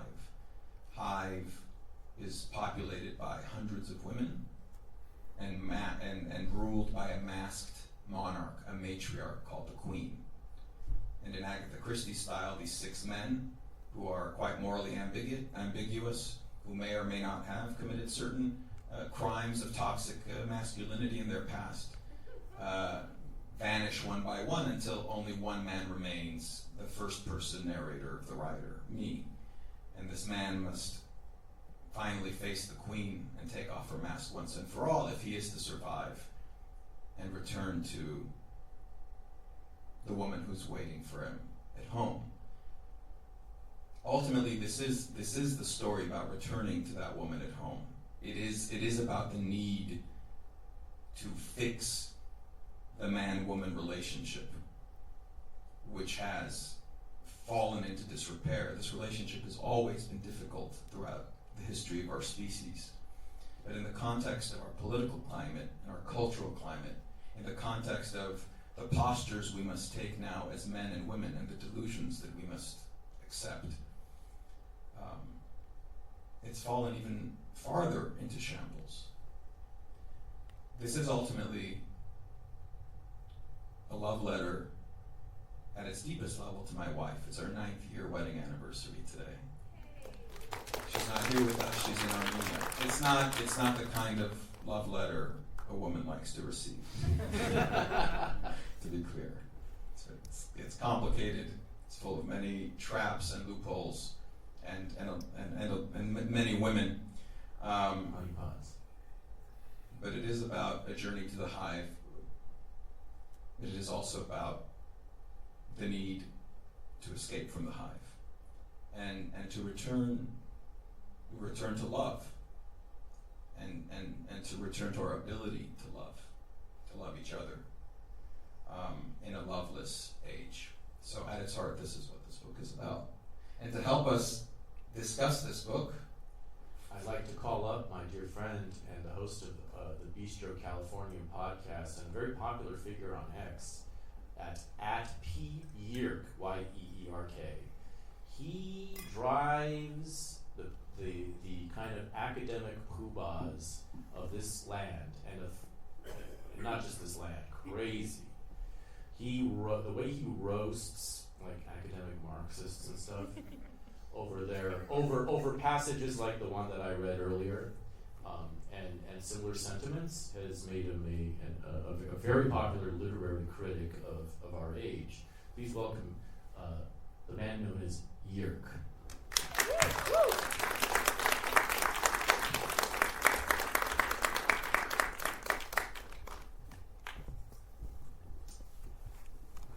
All right. Oh, it's hot. Is this a good distance? Yeah. Okay. Yeah. Thank you for that very generous introduction. Various friends of mine are here tonight, and they've been asking me like what exactly I'm doing here, and I've been able to tell them like, oh, I'm chairing a discussion about this novel, and they've all gone, oh, how many times have you read it? Once. But I really enjoyed it. I think it's a fantastic achievement, and it's a real privilege to be here talking about it with you. So thank you very much. Thank you for reading it in time to be here, and we wouldn't trust too many people to divide the verbal pie here. But your take on culture in general is one of the only trustworthy ones, not only in my world, but I think in the Western world right now, especially now that so many that I had once that once mentored me have left this earth, and mostly we are left. Yeah, it's happening to us all. All our heroes are dying. Yeah. And now it's only us. Now it's on our sad sack asses to step up and be men of the word. So I really trusted your take on this book, and I wanted to kind of make it so that it's not just me. I've been talking to Garin now about this this is the fourth show. I edited this book with him every step of the way, so I'm intensely familiar with it. And I still have questions, and I still have, we didn't even talk about the role that magic plays in this book. You alluded to it, but to me, there's even more than the fact that there are, in the structure of the Hive, which, by the way, the Hive plays an important role in the very first Sherlock story, Scarlet, Study in Scarlet. It plays an important role because in the backstory of the murderers is the presence of the Mormon Church, whose emblem is a hive, is taken after the hive of a bee. And the presence in the story is of the Mormon Church at the time being very, very brutally cult-like to those who dissented within it. And I'm not going to get into the whole damn thing, but it's kind of a very trippy Sherlock story, the very first book. And so there's a lot of connections between the bees and the mystery that are kind of secretly lingering without even knowing it. But I was curious. I'll start by asking you, Garin, how you as a magician view the importance of illusion in romance. Because from where I sit, which is quite a distance, I guess, from successful heterosexual romance, a huge distance, I sit from a mountaintop and I look at it with a little teeny telescope. But from my distance, it seems like romance is impossible without very, very juicy illusions sustaining it. Is that not what do you agree or disagree? And what do you see as the current state of illusion in the bedroom? Well, I think romance and love are the illusions which attract us to each other, and which allow us to commit an otherwise ridiculous act to perpetuate our species. It is the phantasmatic support system. When we view each other, we're not just viewing our bodies and the person we're And I think any great writer in the history of the world who has talked about love and romance is probably, when Nietzsche says, love is conditioned on the very thing it tries to eliminate, which is distance. Distance. Love, when you love someone, the thing that you want to do most is close that distance between the two of you and to get close. But that usually ends up with love vanishing. So definitely a certain a recognition of the mysteries who we are to each other, the mystery that a woman is to a man, and the mystery a man is to a woman. It's a very important part of the whole affair. And why do you believe that mystery has been eroded?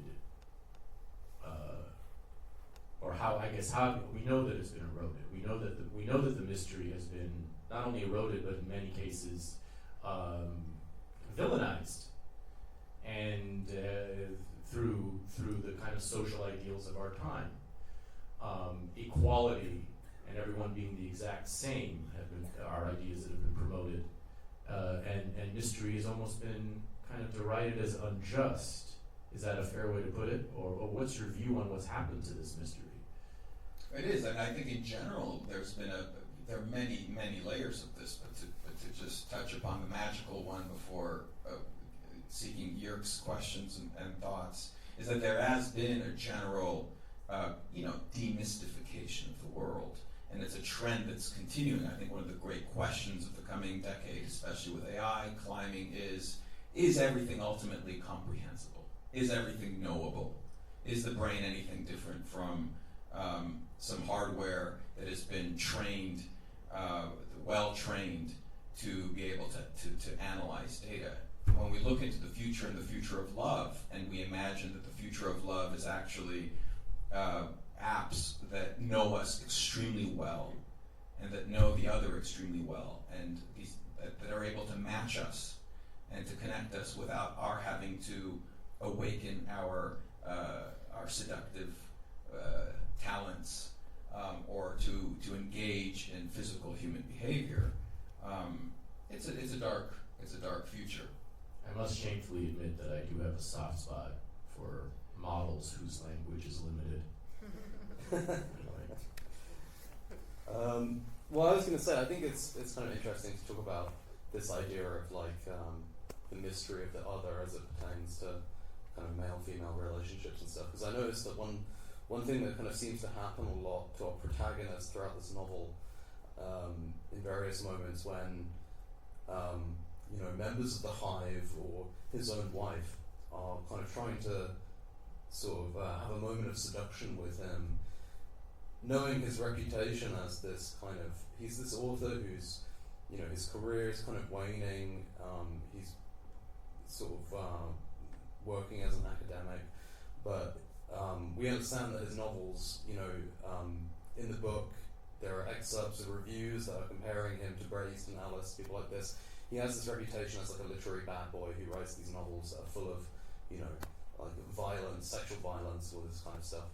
And there's this kind of constant thing that he's trying to negotiate with these female characters trying to kind of seduce him, where they carry these kind of expectations derived from reading his work, that he then sort of, is kind of resentfully shrugging off or like negotiating in a certain way.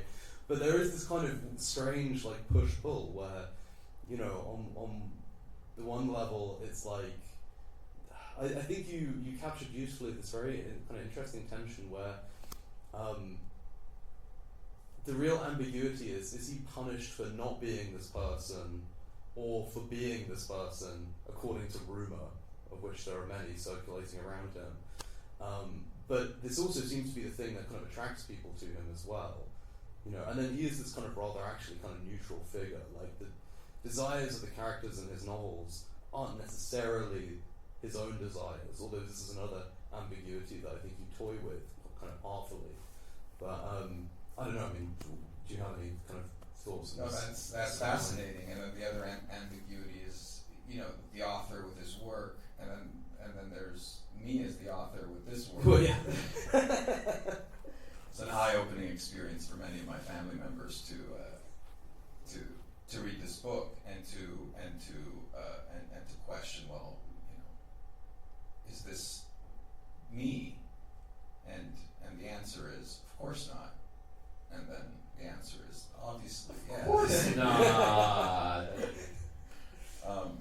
But fiction is the platform of lies and deceptions in which we are able to tell the truth.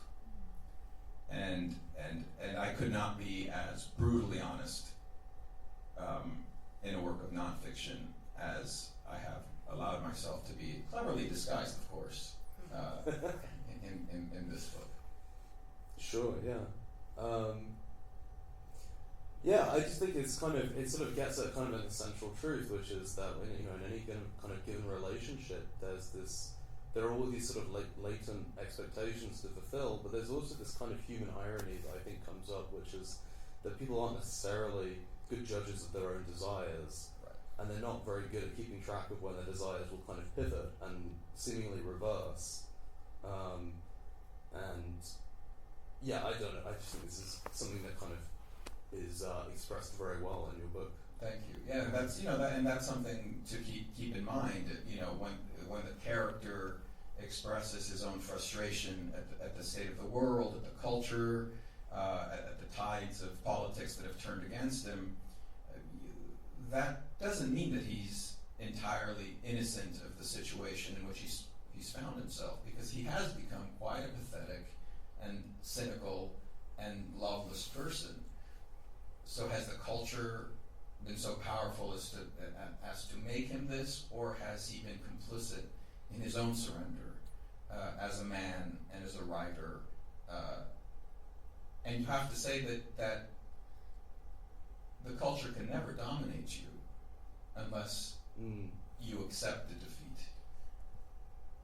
completely. Part of writing this book was, I wrote this book knowing that my agent, and I had an agent who sold my first book. Blurred by Christopher Hitchens, by the way. While he was dying, he found the time to read his first book of a family memoir called Family of Shadows. I just had to talk about Christopher Hitchens because the fact that he read the book while he was dying and in the hospital, it just means so much to me personally in a world where nobody reads anything ever. Right, when I wrote this book, I knew that my agent wouldn't represent it, that she would drop me. I knew that no mainstream publisher was going to touch it or publish it. I knew that the New York Times wasn't going to review it. That's why I wrote it. I wrote this as my own personal act of freedom, which was much more important to me than hanging on to that last 1% that I had, and we all still do, most of us still do, even as we leave the Hive. That connection to affirmation, to the institutions that are still there. It's difficult to explain to my parents that, I really didn't need it. I wanted Yeerk to read this book. He is the critic that I trust for this, not the reviewer at the New York Times.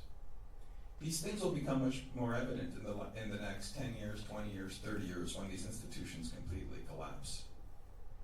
And when we realize that the real writers of our generation aren't the ones who are being published by the mainstream houses. And Samuel Johnson today, or the great critics today, aren't newspaper men or magazine writers or academicians. They're podcast hosts. For now, it takes a special ear and sensitivity to be able to forget all the bells and whistles, ignore the badges and the accolades, and to be able to hear a specific human's voice and gauge its quality and intensity directly. And Yeerk is one of the finest cultural and creative critics working today. Thank you, Yeerk. Thank you.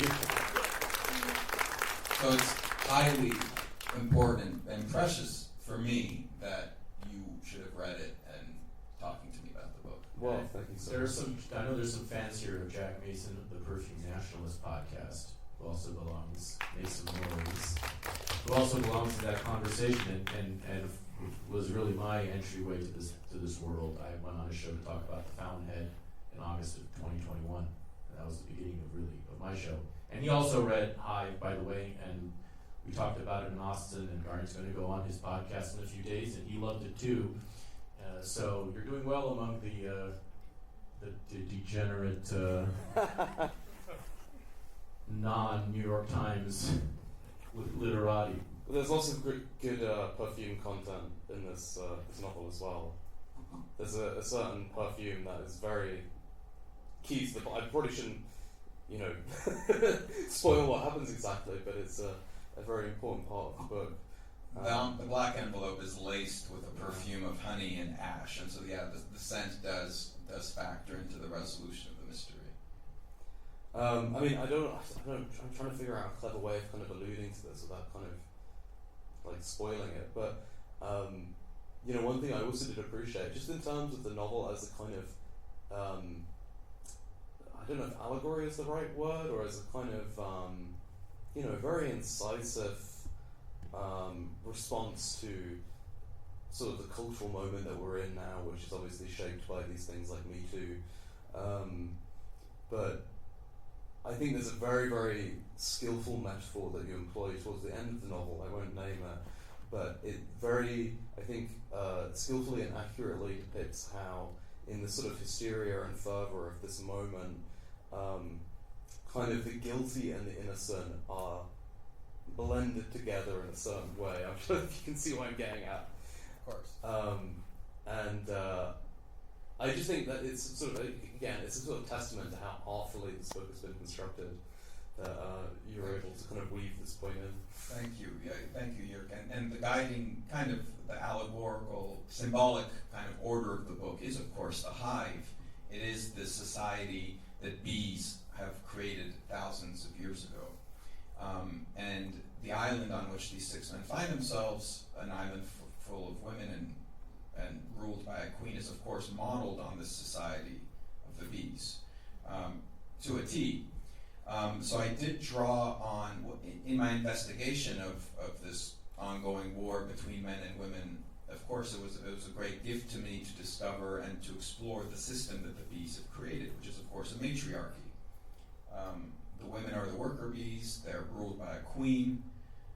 The men, the drones so-called, don't really work. They just lie around all day waiting for their turn to have sex.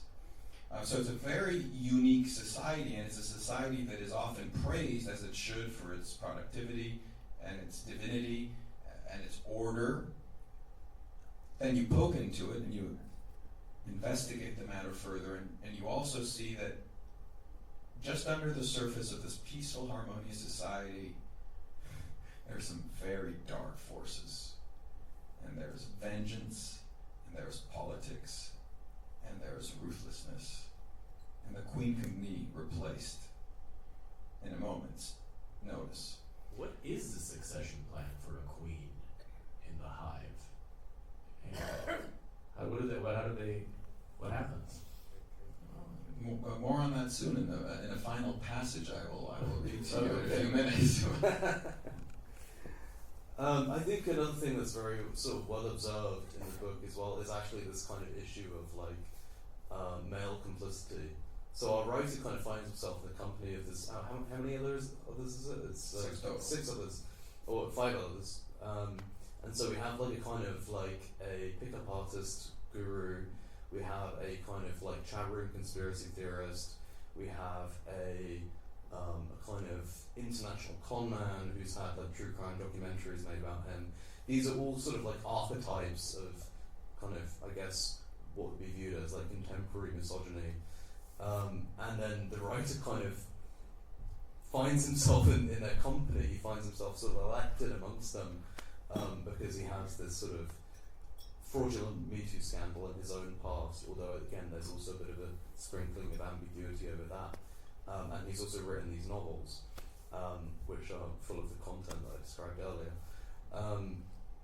But then there's also this, I think his name is Stavros, there's the boatman, right, who is also revealed to be the husband of one of the bartenders, right? And we've discovered something we discovered that he has a dark secret as well. And so, in this sort of investigation of this kind of cultural moment that we're in, I don't know, it seems quite sort of pertinent that you identify that there is this kind of the fact that some of these figures are kind of ambiguously guilty,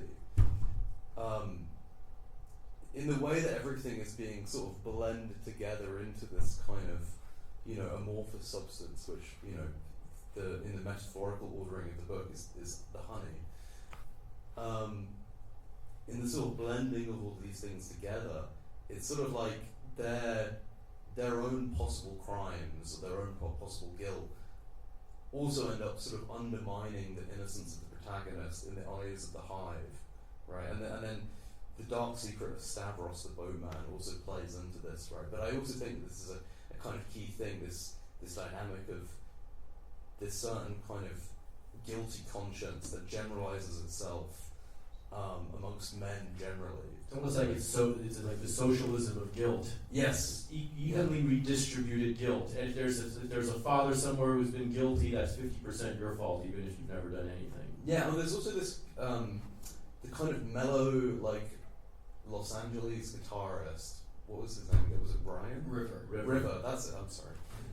River, who kind of, you know, again at a sort of crucial point, and I won't say too much to spoil it, but he sort of gives in, he submits, and he surrenders to himself, and that's because also, you know, he has his own condition of bad faith that he's in, and this is something that the protagonist, our narrator, is sort of helpless to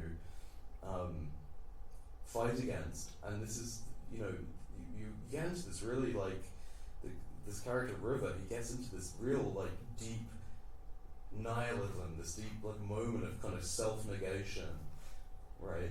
And when I look at, like, you know, I think of movies like, you know, The Green Knight with Dev Patel, I can't remember who the director is, which kind of seem to sort of conclude with the idea that it'd be better for the sort of male protagonist to just simply not exist and to just kind of completely end this bloodline. And by the way, the movie Beau is Afraid, I think, is a wonderful kind of answer to this. But yeah, I don't know. I think you're sort of touching on something very psychologically real there. Yeah, there is that.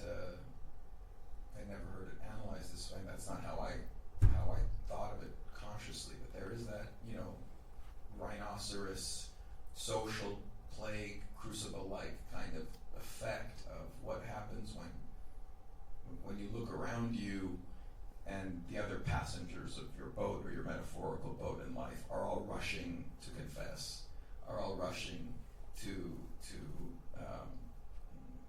kneel before society. And how does that affect you as one who is also wrestling with your kind of iteration or your version of guilt, maybe not to the same extent.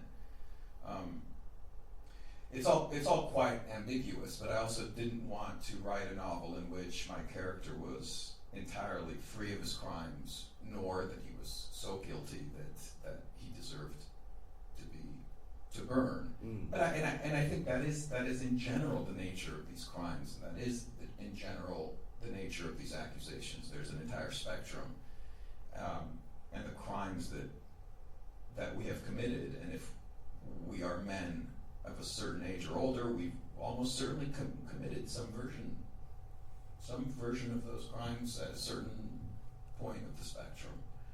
And it was about identifying my place there, and to also wrestling honestly and accurately as my stand-in would. It's almost like, you know, in every mystery story, when someone is, usually there's someone who's trying to be, who's being framed.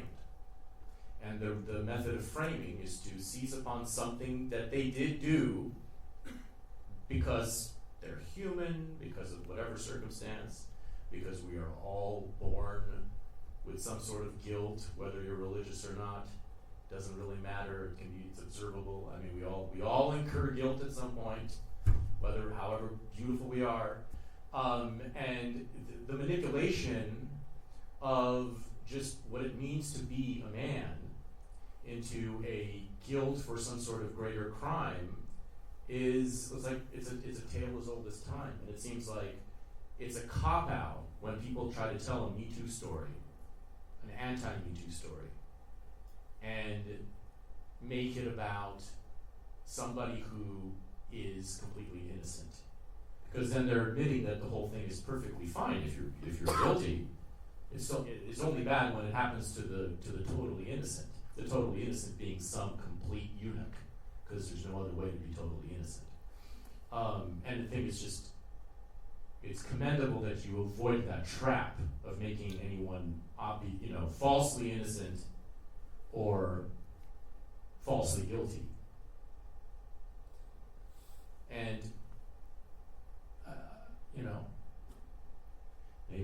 maybe the mystery the mystery kind of your second half of your story is who is the queen, right? So before we get to the queen, and I'm very conscious of time, and we will conclude here. Do you have a last thought or question or last point to touch upon? Well, I will also just say that I think it's just it's a real page turner. It's an excellently constructed novel, and it does have that kind of shimmer of real romance to it. I love the fact that it's set on a mysterious island. I'm a big fan of literary islands, fictional islands. There's one passage that ends a chapter that I'm particularly fond of, where you evoke various of these literary islands. You allude to Homer, to Ayn Rand. Of course, Soldier Island is the one, and then there were none. Yes. So I think that's and I just think it's really, on top of being a kind of, deeply effective sort of suspense thriller, it also has these kind of beautiful lyrical passages where we have the protagonist walking around Los Angeles, kind of meditating on the famous Santa Ana winds.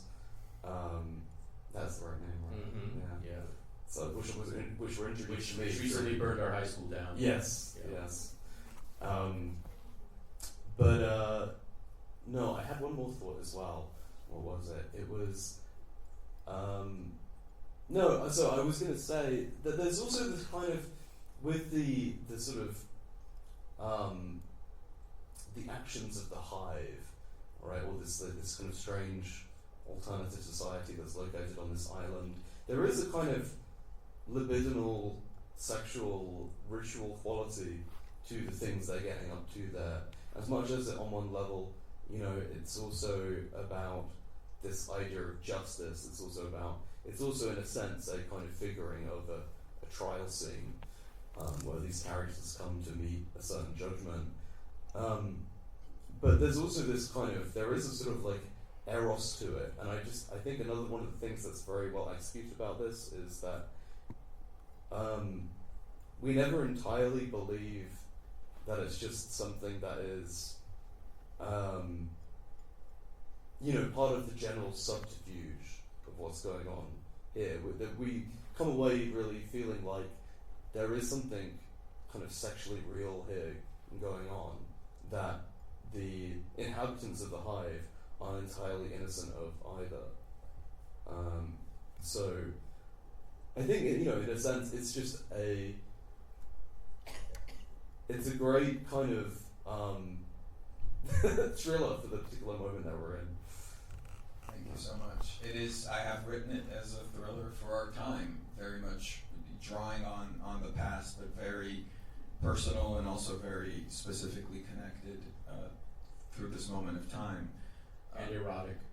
Also erotic, yeah. There are some aunties in his family and such that there are going to be some interesting conversations that result from this. Some interesting conversations with the elder Armenians of my family.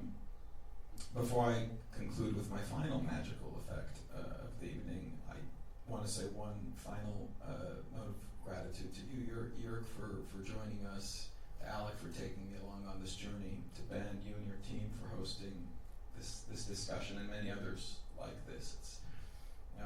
These are important pockets of freedom, I think, and we're privileged to be in one of them. And I'd like to also just beseech those in the audience to, by the way, if you got a VIP ticket, you're entitled to a copy of Hive for free, whether you did or did not, for £15. The copies are out there. He'll be happy to sign them to you with a little, nice little note. I highly recommend it. It's a great read. 1 or 2 days max. Once you start reading it, you can't put it down. It's a perfect summer read. And also, if you don't know about me, my podcast is called Filthy Armenian Adventures, and you can find that on the apps or Patreon. So, yeah, just pick up a copy on your way out. I highly recommend it. So, the matter of the ballot box. We have been voting for a queen since the moment we arrived. Many of you have participated in these elections.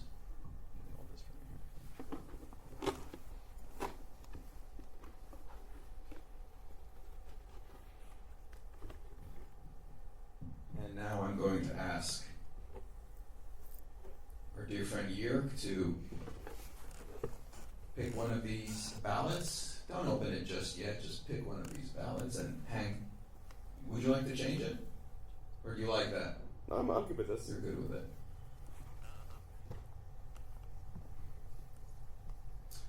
Okay, before we make the announcement of the Queen and open up that folded ballot, there are some things I could probably already tell you about these ballots without even opening them, based on the city we're in, the kind of subculture that we're in. There's an American writer, Camille Paglia. Did anyone choose Camille Paglia? Okay, you chose Camille Paglia. I thought there might be a Camille Paglia, so there was a Camille Paglia. We're in London, England. Margaret Thatcher. We got a Margaret Thatcher. Okay. Nice. This is difficult. I'll try to get a couple more.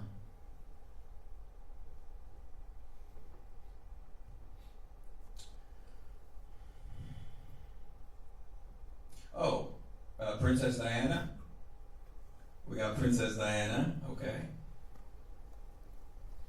Melissa, did you vote? Could you think of the person? Just think of the woman that you. Oh, you. I think you went straight for the top. You went very iconic. You went for an iconic singer.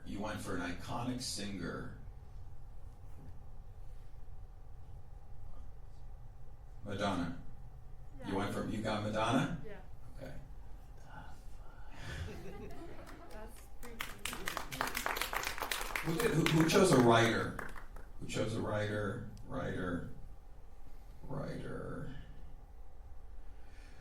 Out of curiosity, let's see. Who chose an actress?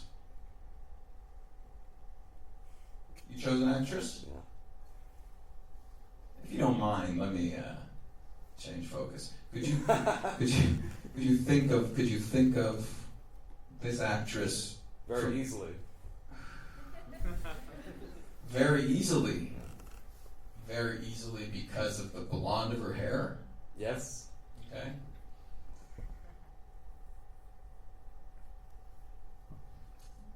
Think of her in all the iterations of her life and work through her films. You know a little about her life outside of films too? Kind of a little bit. She's a classy dame, isn't she? She's a classy, blonde, old school. Is there any like royalty attached to this or no? There might be. Oh, Grace Kelly? Yes. Got Grace Kelly. Okay, I would say that's more than enough of this, and I'd like you to open the ballot that you've randomly chosen. Let's see who we have chosen here. Shall I read it out? Please. We got the Queen of Hearts. The Queen of Hearts. Well, Okay, very interesting. I did say an icon, a figure, so I guess the Queen of Hearts is a figure. Part of doing magic and part of doing this demonstration is obviously to connect it to the deeper mysteries we've been discussing, the mysteries that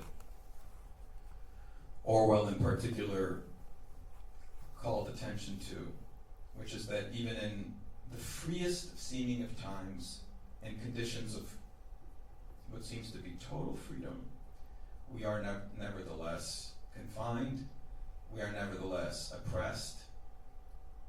And even when we think we have free choice, our choice was actually never free. When you dropped your ballot into the boxes, you weren't really free. When you picked this ballot of 60 or so in there, you weren't free. And when Ben chose a certain card to put in the black envelope, he wasn't free either. The Queen of Hearts. No. We must not let that happen. I refuse to let that happen. I refuse to live in the hive. I like men. And I refuse to live in the hive. Yeah. And I love men. And I didn't used to love men. Or if I did, I didn't know it. But what I discovered in the form of this filthy Armenian adventurism is that ultimately, despite all the gags, literally or not, the jokes, the chides, the torture, the torment, the degeneracy, and all that sort of bric-a-brac, the thing that led me to whatever hellish place I am today and whatever free place I am today is that I did in fact love men, and I do not believe that that is a crime, but it is in the hive, because in the hive men are supposed to fuck and die and do nothing else. How do we get out of the hive? How does this end?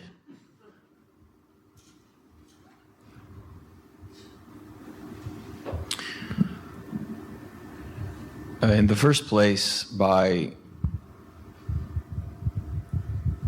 realizing that we don't live in a purely material world in which everything can be explained, in which every data point can be discovered,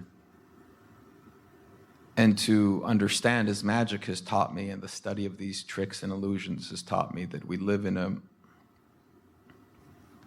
world that just as spiritual and mysterious as it is physical and understandable.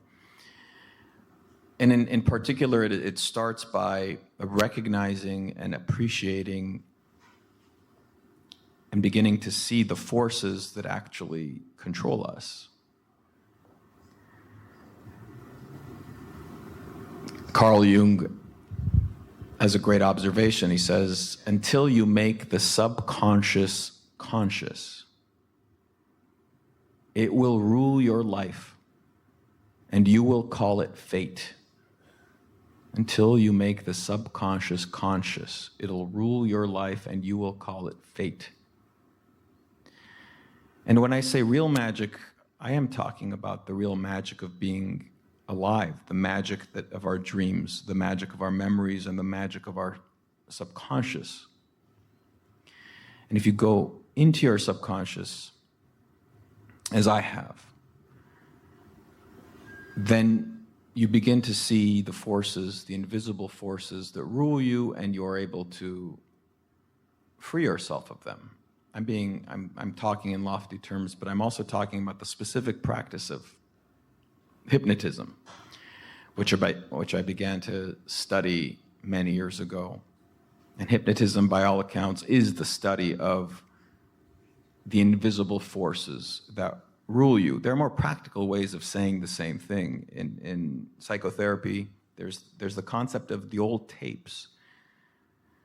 In your mind, each one of our minds has the old tape that is spinning there, that is telling you in its voice who you are and what you do and what you can do and what you can't do.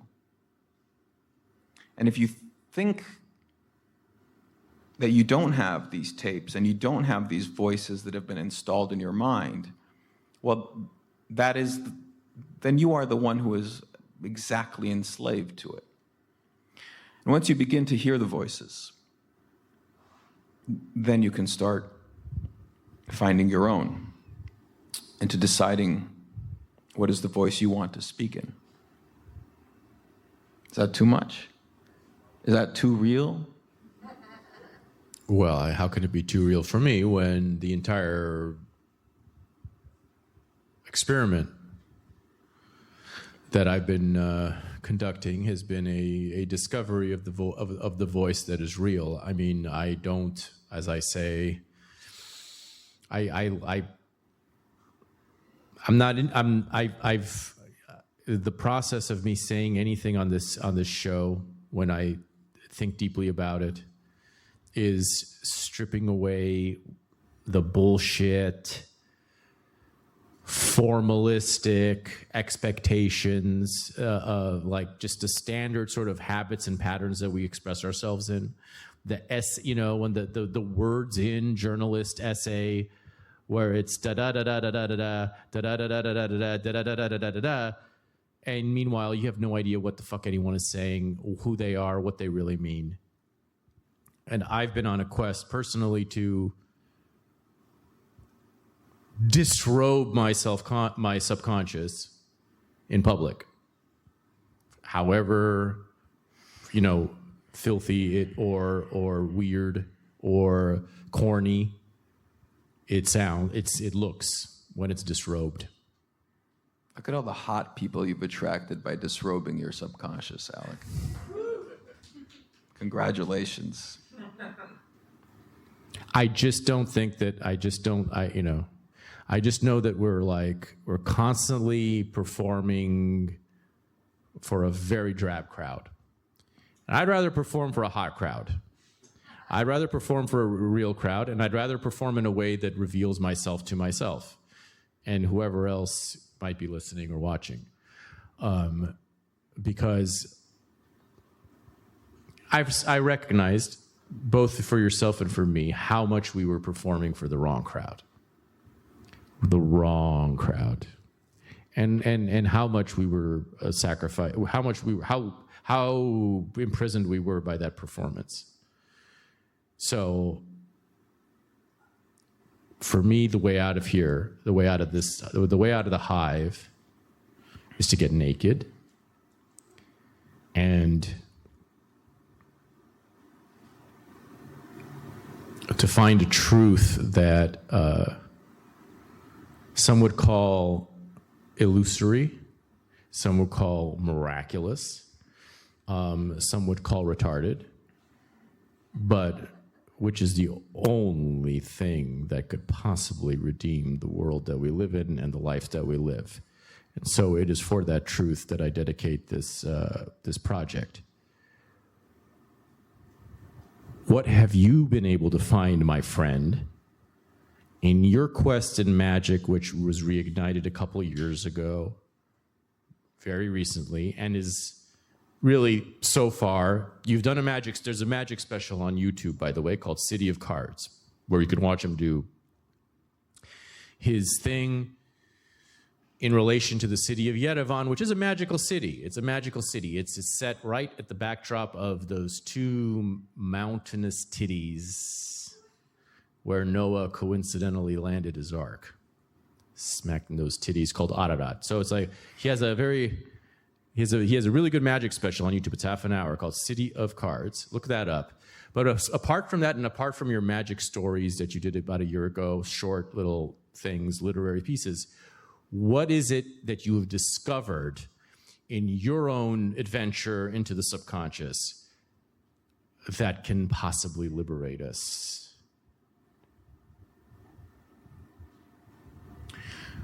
Well, look, I don't want to do it's not the right setting to go into a full demonstration of exactly what I'm talking about. Maybe we'll have opportunities on another day to go deeper into hypnotism and its implications and what that means.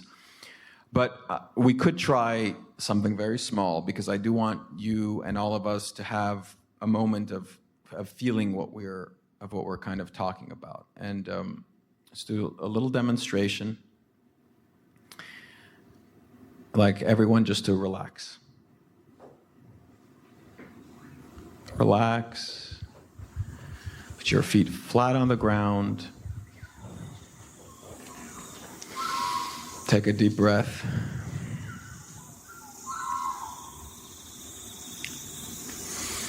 Take another deep breath.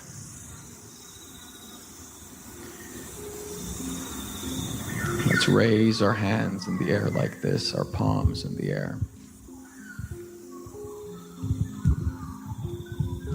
Let's bring our palms together like in prayer.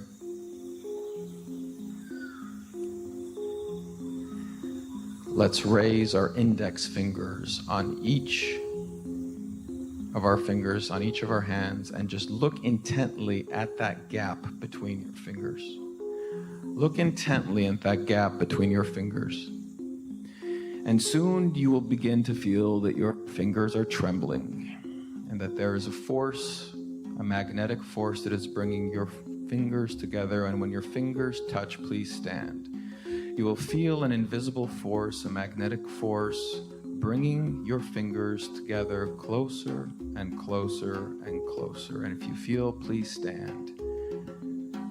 A force bringing your fingers closer, together, together, and together. Please stand. And with each word I speak, the fingers go closer and closer and closer till you stand. If you're seated, continue sitting and enjoy this experience as the people who stand feel the force bringing your fingers closer and closer together. And when I touch your fingers, you will feel them connecting and locking in a very specific and a very strong way. Your fingers locking to each other to the point that you can't even move them apart. If you try to move them apart, they will continue to get closer. Please have a seat. Continue to even get closer and closer and closer. Do you feel it, Bridget? Do you actually feel it? Do you feel your fingers sticking to each other? Locking to each other? Even when you try to move them apart, locking to each other? You feel the force? You feel the force, Paul? You feel the force? Your fingers lock to each other so that when you try to pull them apart, they go even closer and closer to each other so that you can't even pull them apart? Even closer and closer and closer, stronger and stronger. Can you put your fingers up? Fingers up so they're locked. Your fingers, they're locked. Anyone left standing?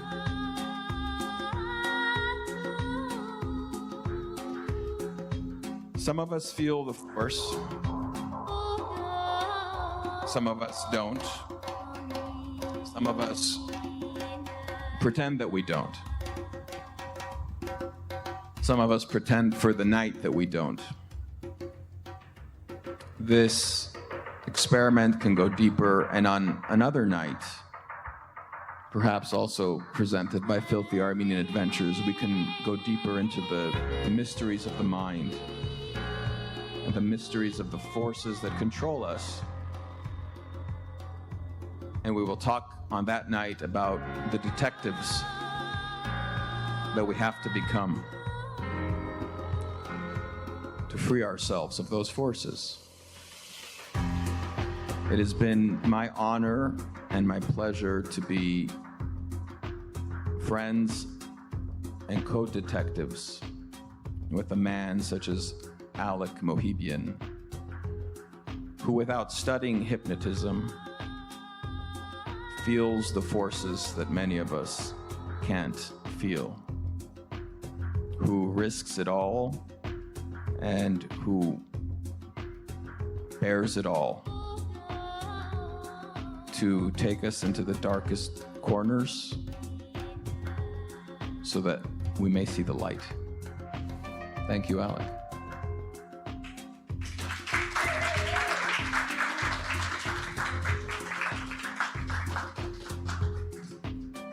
And thank you, Garin.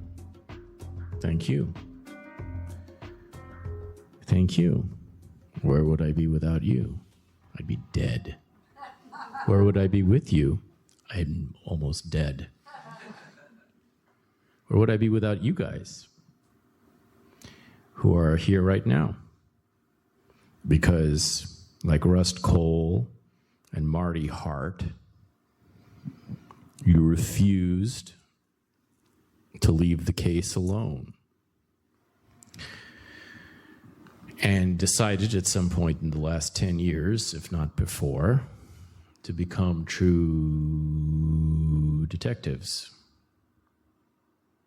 Kept flicking your flashlights. And kept knocking on doors. Kept breathing heavily in people's faces. Unafraid of catching racism. Until you found each other and you found me.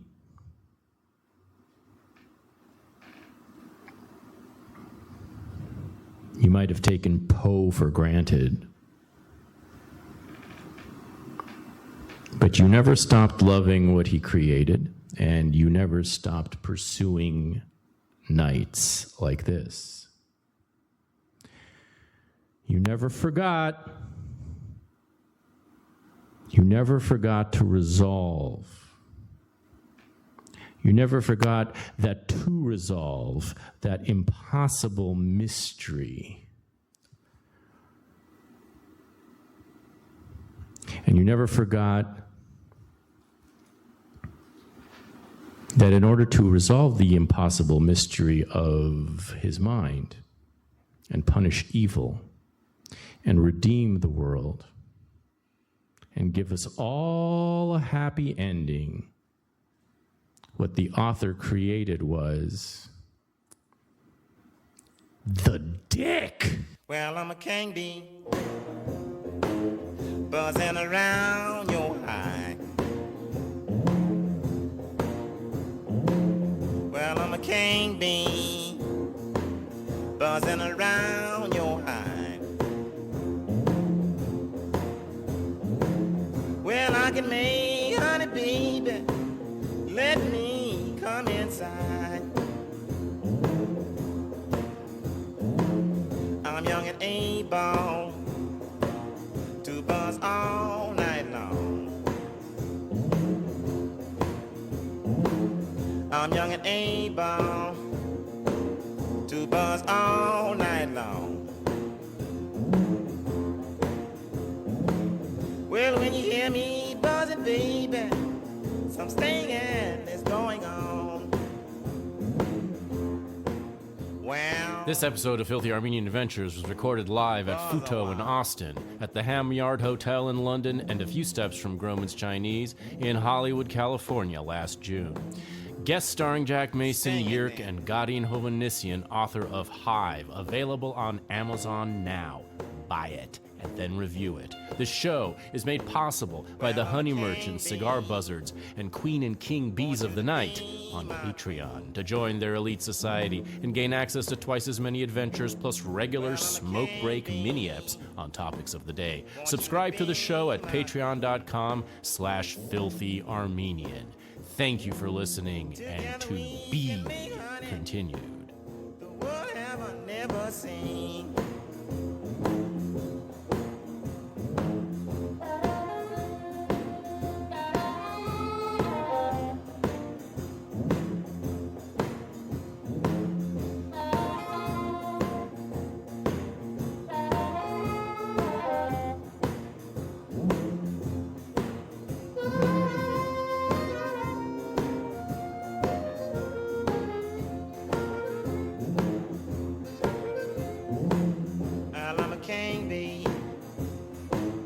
can buzz all night long. Well, I'm a king bee, can buzz all night long. Well, I can buzz better, baby, when you're